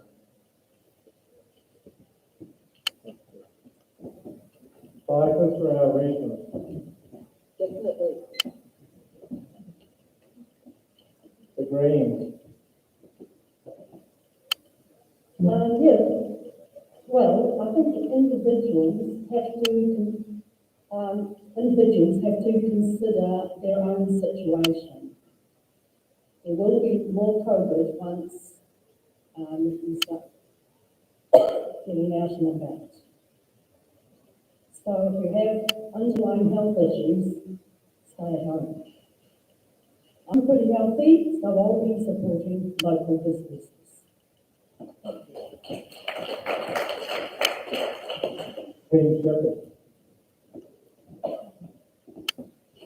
So clearly it says something that we're all here tonight, yes? And I support and we support following health orders. However, I also support people making informed decisions for their own situation. And a part of councils or a part of the leadership role is making sure that there's sufficient, clear, understandable information for the community to make their own decisions, whether it's with particular health issues or for whatever reason that they are at higher risk themselves or perceive higher risks for their loved ones. It's important that we support people to make very informed decisions in how they follow the public health orders. On the other hand, there's lots of ways you can support local business. We've got two members of the local, board of the Chamber of Commerce in Macquarie, and the Chamber's got all sorts of things that they're doing about supporting local. I personally have been pushing the support local farmers through the farm gate opportunities for a couple of years now, and what we've seen throughout COVID is that farm gate business has proliferated, and they're one of the buffers for our economy locally when they proliferate during times of global and local instability. So what I would encourage people is making our own informed decisions and looking for creative ways to support our local economy.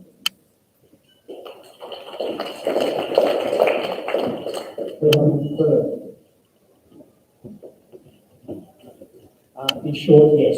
If you want to get out and about, see that all conditions are being ticked off, absolutely. But in saying that, if you don't feel comfortable, perhaps, much like Team Vincent tonight, they weren't comfortable in coming out under these circumstances. We don't bag them for that. We just say, okay, that's fine. That's what we're going to do. I think the important part is we're talking about supporting local business, and I've heard stories that council have been during the tender process for buying in terms of buying stuff for projects or equipment that they're not buying from the Hastings region. They're getting signage from China, they're getting tyres from Coffs Harbour. We need a policy, council, to shop local first and prioritise buying local. So in that respect, let's make sure council, even if it costs a little bit more, let's buy local, because we know that money's going back into the local community through sponsorship of sporting groups, through charity organisations. So that's another thing that council needs to look at. Even if it's a little bit more expensive, it doesn't really matter, because we know the money's still going to stay in our cycle. Thanks.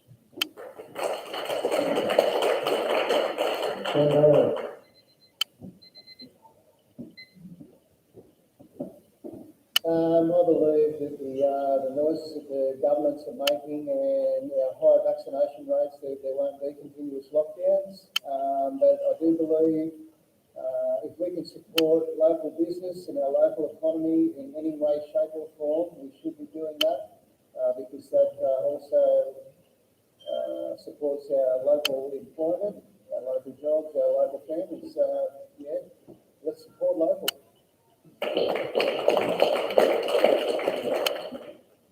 Thanks, John. Our final question on notice, and then we'll take questions from the floor, is from Rachel Rose. Is Rachel here tonight? And I shall read it for her. Our community has new subdivisions full of families, but what is there for our youth? We need appropriate outdoor spaces like outdoor accessible basketball courts and appropriate indoor safe space for youth drop-ins. And Friday night youth program at Wauchope Indoor Stadium expanded to other nights. By the trail region.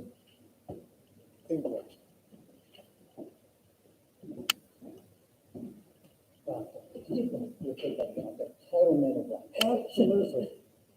I'll just repeat it. I'm usually not this bad in front of audience. I just want to get the detail out. Talking about new subdivisions and whether you support youth projects for improvement. Yeah, okay. Council collects Section 94 contributions when development's made. We need to look at that because it's not covering the costs of putting these in place now. The Minister has just released a paper looking at how councils can fund this. It's going to take a lot of looking at. Every council in the state, I think, is going to be looking at this because really a lot of this comes down to funding. How do you fund? And as far as council goes, I've been involved in the Progress Association, all the rest of it.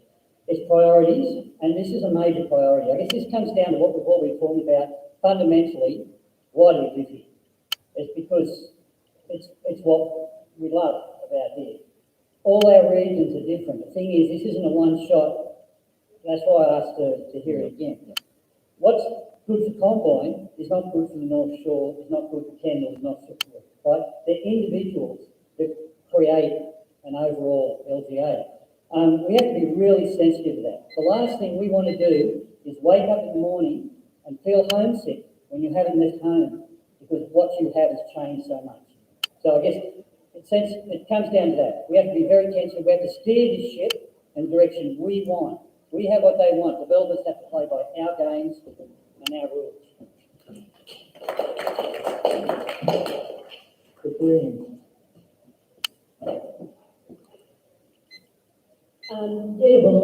At TAFE, I taught young people, and it's very important that there are activities because idle hands will find other things to do.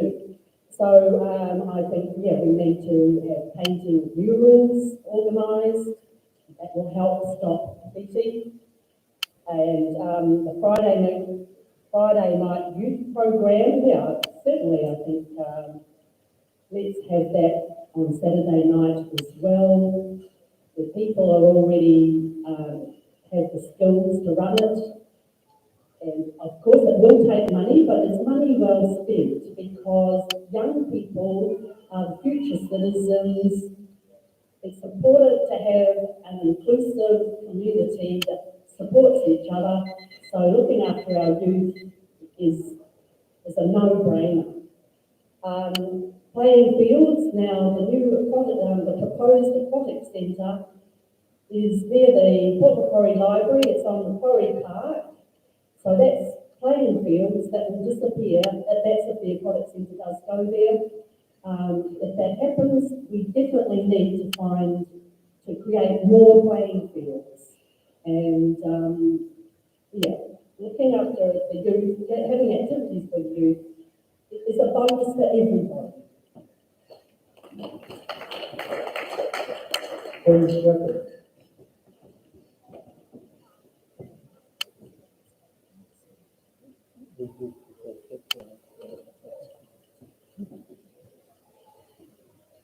I think this comes down to the critical issue of what we're willing to pay for now for future impacts. And obviously that is applicable when we're talking about sustainable development, when we're talking about housing, when we're talking about lots of different things. But it applies here because when you look at the long-term impact, social and economic, of investing in youth wellness, it's a no-brainer. The problem is that when you talk about putting money into parks or activities or working particularly with vulnerable youth, is that it costs money up front and people just don't intrinsically see how that could relate to long-term economic outcomes, how it relates to less time off sick at work, to greater mental health and greater physical well-being, and therefore less health costs and whatnot in the future. So I think a part of this process is the long-term education of the community, understanding the long-term desirable impacts of this sort of investment in our community. Questions first.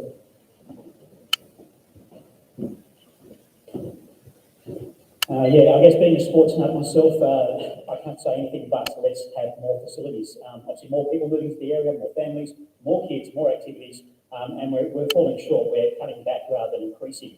Camden Haven is desperate to get some more sporting fields. The Wauchope sporting fields were announced about 4 years ago when Tuckins Lane was about to close. Council said, yep, we're doing this, fantastic. Not one thing has been done over those 4 or 5 years in relation to that. That was for cricket and touch footy. We met with Merv Burke and along with the local state member at the time who were fully supportive of it. Nothing eventuated. We're still waiting on that. So extended hours for local facilities, Wauchope Indoor Stadium, the Port Basketball Stadium, I believe closes early on a Saturday, which makes no sense at all. And I believe PCYC will also alleviate some of that around the Hastings in terms of getting kids involved and doing something and staying out of mischief. So yeah, fully agree that we need more to happen around the local area. But again, another case, something announced 4 years ago, not one shovel has turned up at that field to dig a hole in this stage.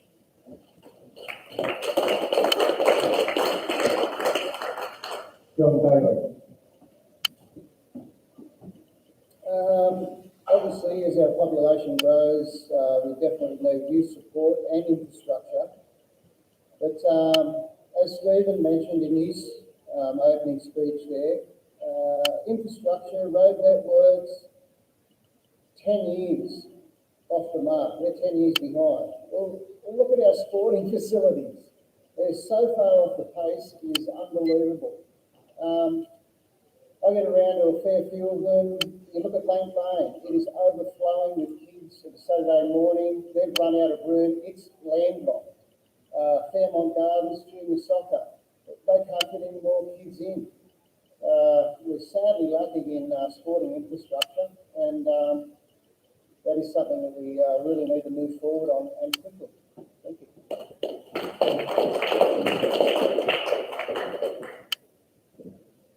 We have time for questions from the floor. Does anyone want to ask a question of the candidate? Just come up to the mic, and then we'll have you ask. Just give us your name and then ask your question. With the economic being the way it is. Just a bit closer to the mic. Yeah, take your mask. So the first thing I see is the way that the economy is. There's a lot of just stuff going in and out of just the economy of people. I feel like we need to go more international, and I think that we need like a recycling plan and development thing for everyone to be able to expand their knowledge and share ideas more freely. And so how are you going to help the future become the future?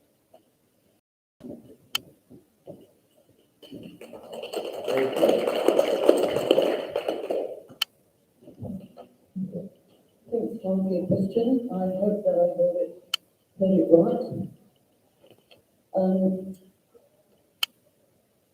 I've been on council for a number of years now, and 6 years as deputy, and it is enormously frustrating to participate in council at that level, and I'm putting my hand up to step up for mayor.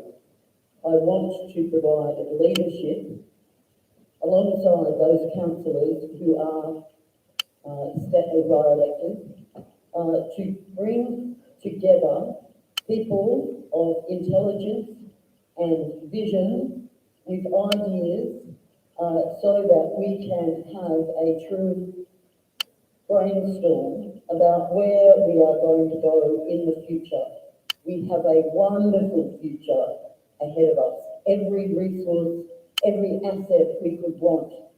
And all it takes is leadership, someone to bring people together across the community so that we can tap into those ideas and bring them to fruition. I would love to be your leader in that. Thank you.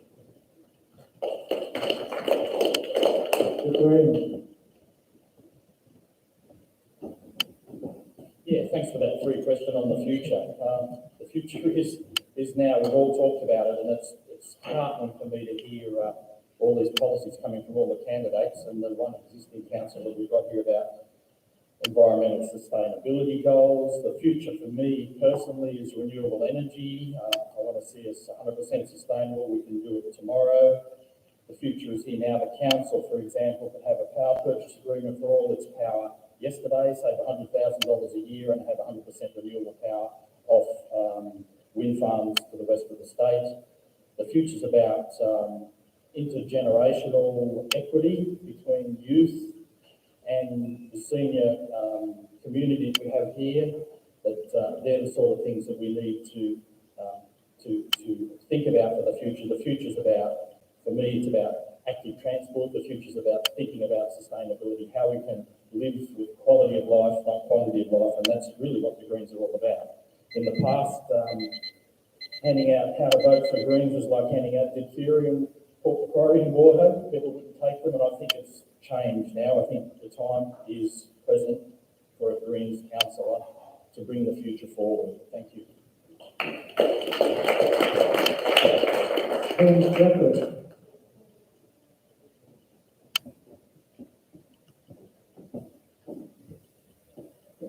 Thanks, Tom. I believe that this period is laying the groundwork for the future, and that we are the future.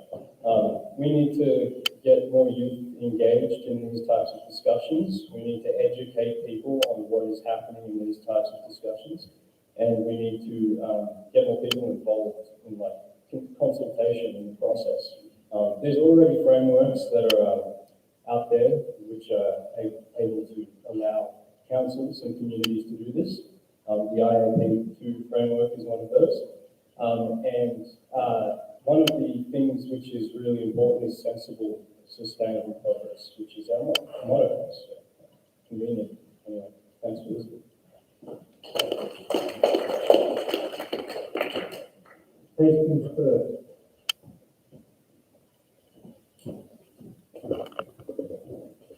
Thanks, Tom. Obviously, if people aren't aware, we have a massive university, CSU. Ethan indicated, of course, it's the youth that are going to take us forward. And we need to work closer with CSU Council to ensure that we get those new ideas. We provide whatever it is to generate more business in the local area, whether it's developing economic or community hubs, and drawing new business to also come in with and use those new ideas, stuff that we don't have, stuff that we never thought of before, and bring it forward. But yeah, work with CSU, that's the way to go at this stage. There's no doubt about that. We've got to work with the kids in the local area. It is your future after all, once we're gone. So.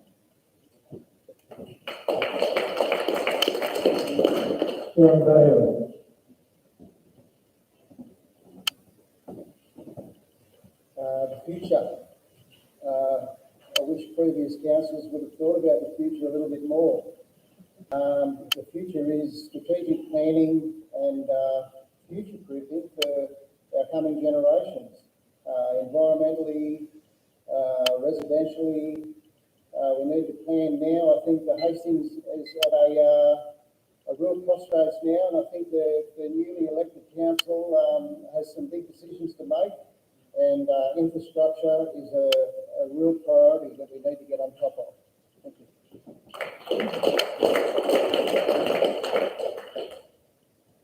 Another question from the floor? Just give us your name and ask the question, please.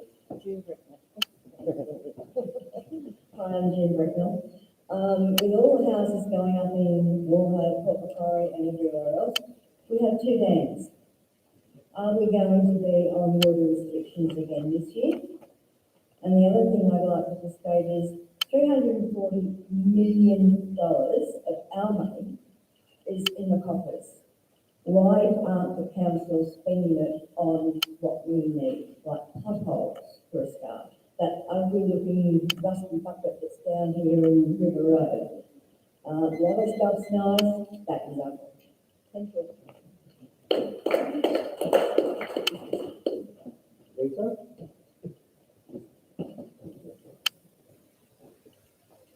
Thank you, Jim. Very important topic being water and also how do we spend our reserves.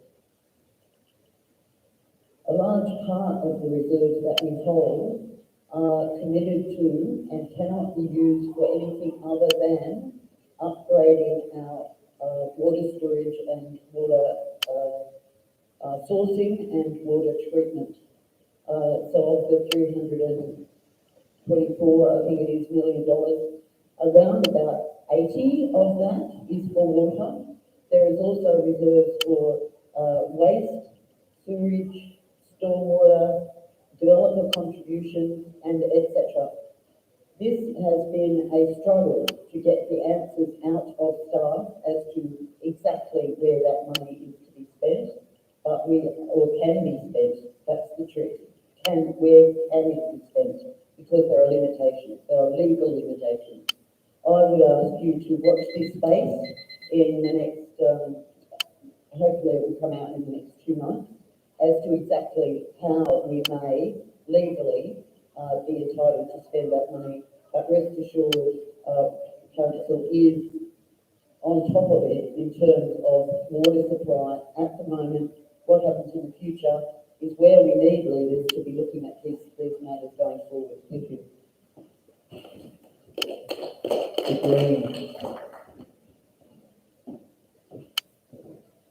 Yeah, thanks very much for the question. We support improvement of the water infrastructure, and as part of the planning going forward for population increase. We don't support any new dams, but we do support working much smarter with water, improving water recycling and wastewater treatment.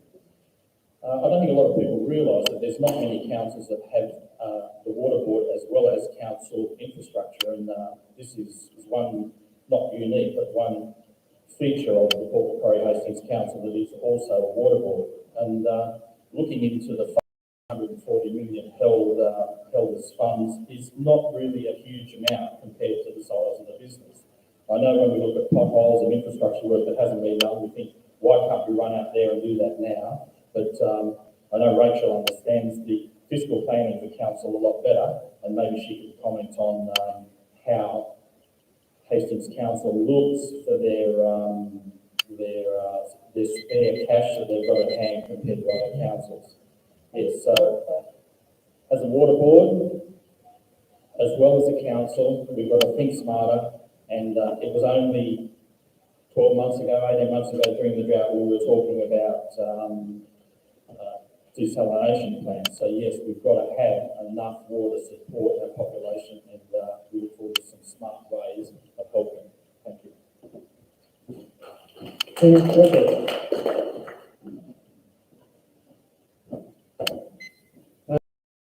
Thank you. And yes, look, the conservation of water is probably the main priority. We were the first council in New South Wales to introduce recycled water about 15 or 20 years ago. So there's a lot more opportunity there. But of the $340 million council has set aside, 80% of that relates to waste, water and sewer. And that was, if you look at your rates notice, you'll see water, waste and sewer charges. That's different to your rates. It's a charge. So the council is obliged by the government to spend it on that infrastructure. So the sort of money they've got set aside, trunks the sewage treatment plant, 60 million, Macquarie Dam water treatment, 80 million, construction of the northern and southern arm trunk mains, 36 million, blah, blah, blah. So 226 million of that goes to water and sewer, and about 30 million over the next 5 years is to waste management. So that money, the vast majority of it, 80% is committed to that. The other 20% is other infrastructure on roads and such. So it is a battle. You should read what IPART had to say yesterday about council rates, and that's another issue. Thank you. Question first.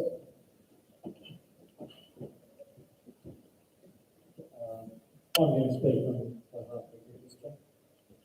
I mentioned before about Gosford Shire Council and the remarkable they have.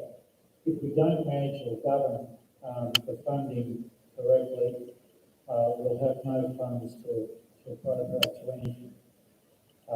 As I'll allude to what Greg said in regard to the allocations, they're there in black and white, they are allocated.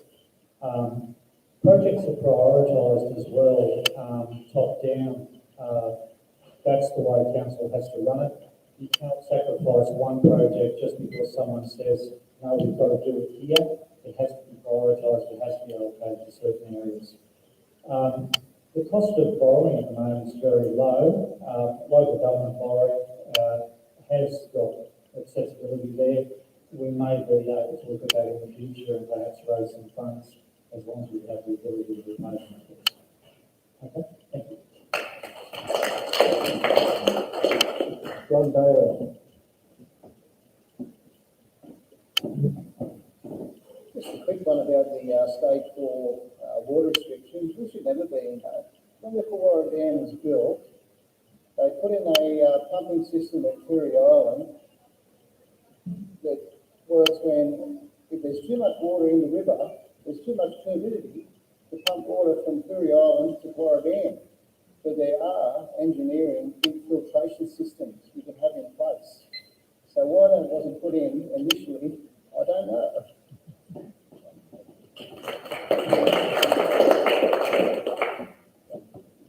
Okay, we don't have time for any more questions from the floor right now. We're going to get some closing remarks from the candidates. But if you do have more questions, feel free to come up and ask them after the meeting. I'm sure they'll be more than happy to answer them or to at least get back to you via email or on Facebook. So our closing remarks will last for 2 minutes from each group of candidates, beginning with Fidus for our region.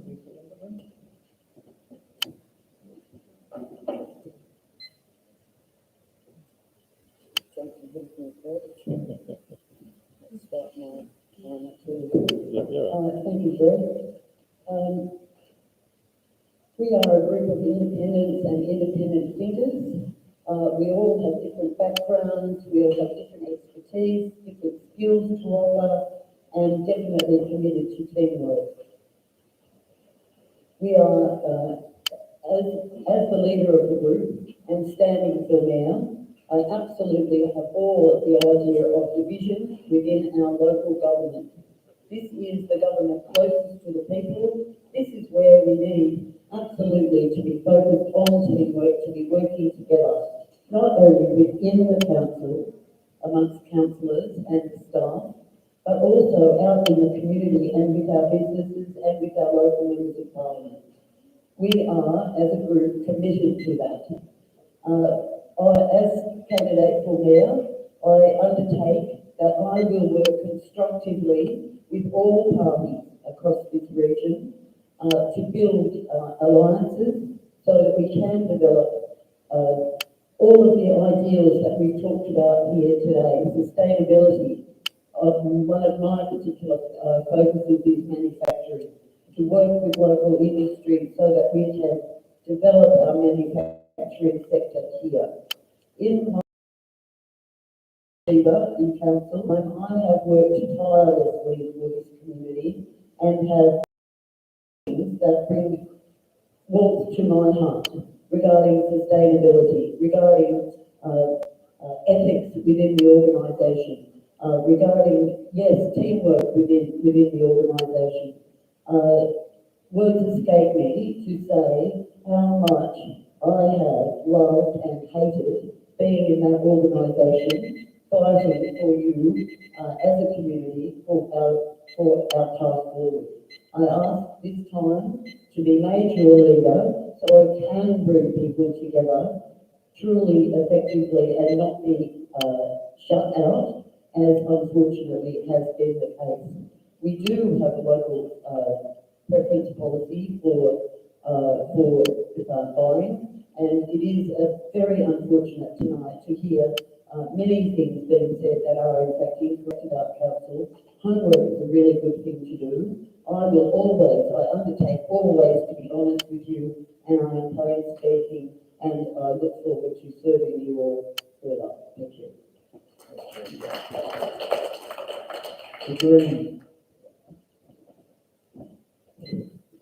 Come up as a group actor, that's okay. But again, I'd like to apologise that Lauren, our lead candidate, and Les couldn't come tonight.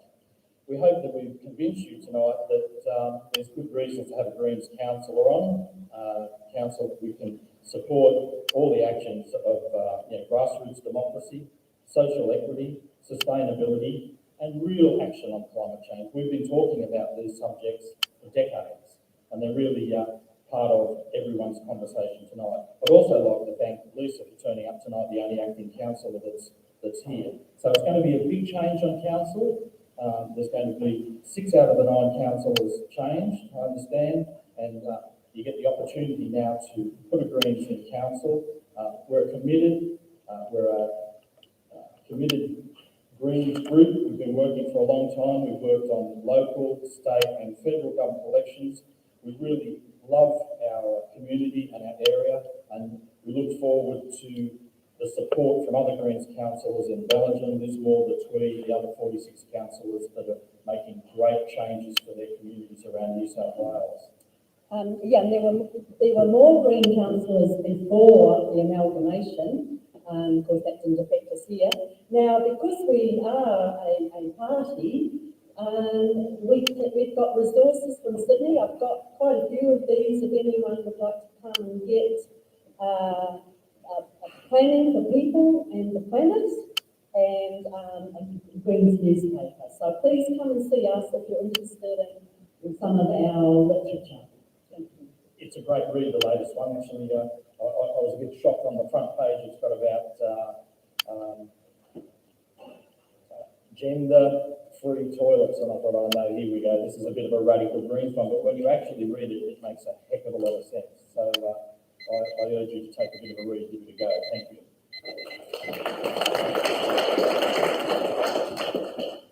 Thank you.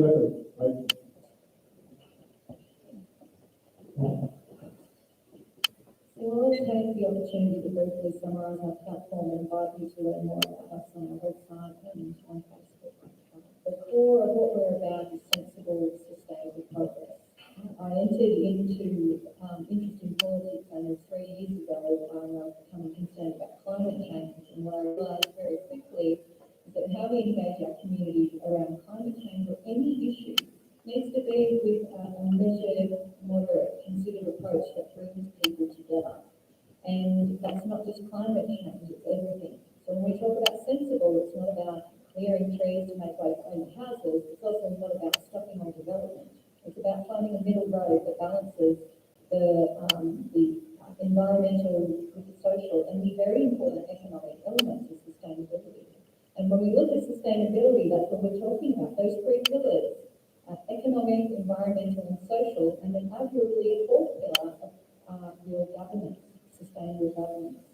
And the last point is around progress. Council's current vision is a sustainable, high quality of life for all. We can't achieve that unless we're also looking at making sure we have housing, and we've got appropriate livability with adequate transport and other infrastructure to meet the needs of our community. And we can't do that if we're not fostering an economy that's compatible with a healthy environment and a safe community and a safe and healthy community for our long-term future. So I hope that you will come and find out a bit more about us, and hopefully on the basis of tonight, you'll know that we come in with a lot of balance and a bit of diversity within our views as well, and I look forward to further conversations with you all into the future.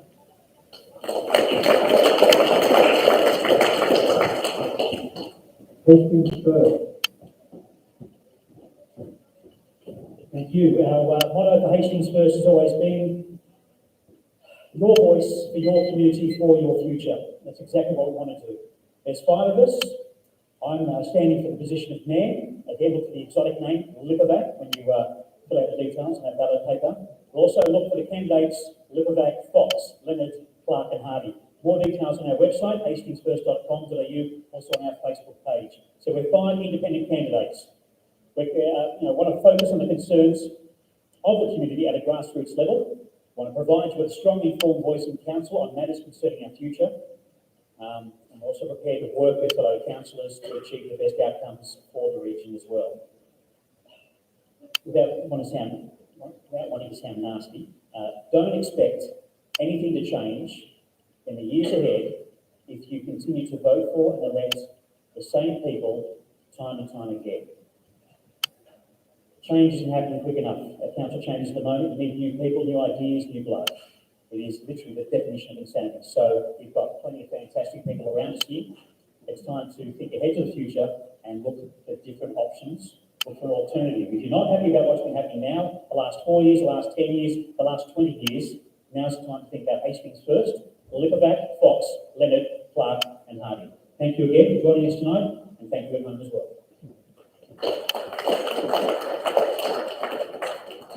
John Bailey.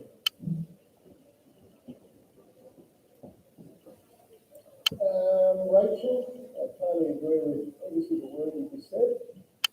I think we are at a critical point. This newly elected council have some big issues to cover. Local council is as grassroots as it gets. And it should be all about being connected and listening to the community, to our ratepayers. Make sure their money is going in the right direction. The new council needs to be cohesive and positive for the benefit of the community. And there's a big job ahead, guys. Hope you make the right decisions. Thank you.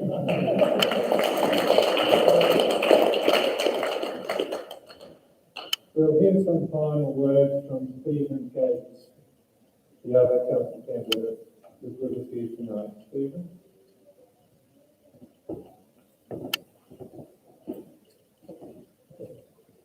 Thank you, Greg. I'd like to echo some of the comments from my colleague, Mr. John Bailey. I thought he had a great deal to some of the contributions tonight. I just want to very briefly cap off on some of the things we talked about. One of those was how do we, the first question, effective leadership and standards at all levels and using design principles. The 3 points that I would add to that aren't there is how do we also ensure that properties and houses are safe from bushfires? We all recall the fires that came through. The point that was raised about dams and water security, again, that needs to be part of the design principles, but not just for Macquarie or Wauchope, where you have town water, but rural properties where you have the issue of rivers running dry and properties relying upon those rivers for their water supply. In relation to the second question, which was talking about a transparent engagement process, I've participated in a lot of those, and I can tell you from my research, the fundamental problem is council go into consultation with a predetermined outcome. They do not want to have any discussion about any other issue, and they will structure the questions to give them the answer that they want. The best example of that is special rate variation questionnaires. That was a farcical process. Very briefly in relation to should we sell the glass house, let me put the facts to you. Your rate revenue for council 2019-20 was $50.5 million, rates alone. Glass house lost $4.5 million in that year. In 2011-12, it lost $3 million. Its average loss per year, cash going out the door, is somewhere between $3 and $4 million. If you look at your average rates, you're paying about $1,300 a year. So if we divide how much Glasshouse is losing into how much rates you're giving, that's 10% of your rates are funding the loss of Glasshouse. The question is not for me to give you my view. The question is to ask you, are you happy with 10% of the rates that you're paying, $130 a year, going straight to the Glasshouse? You give us the answer. Thank you very much.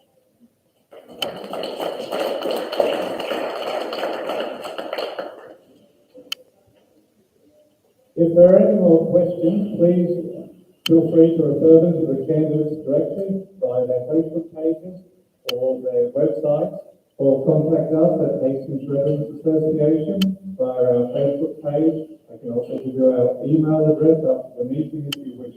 We are always looking for new members of our association. Thank you so much for coming tonight, and good night.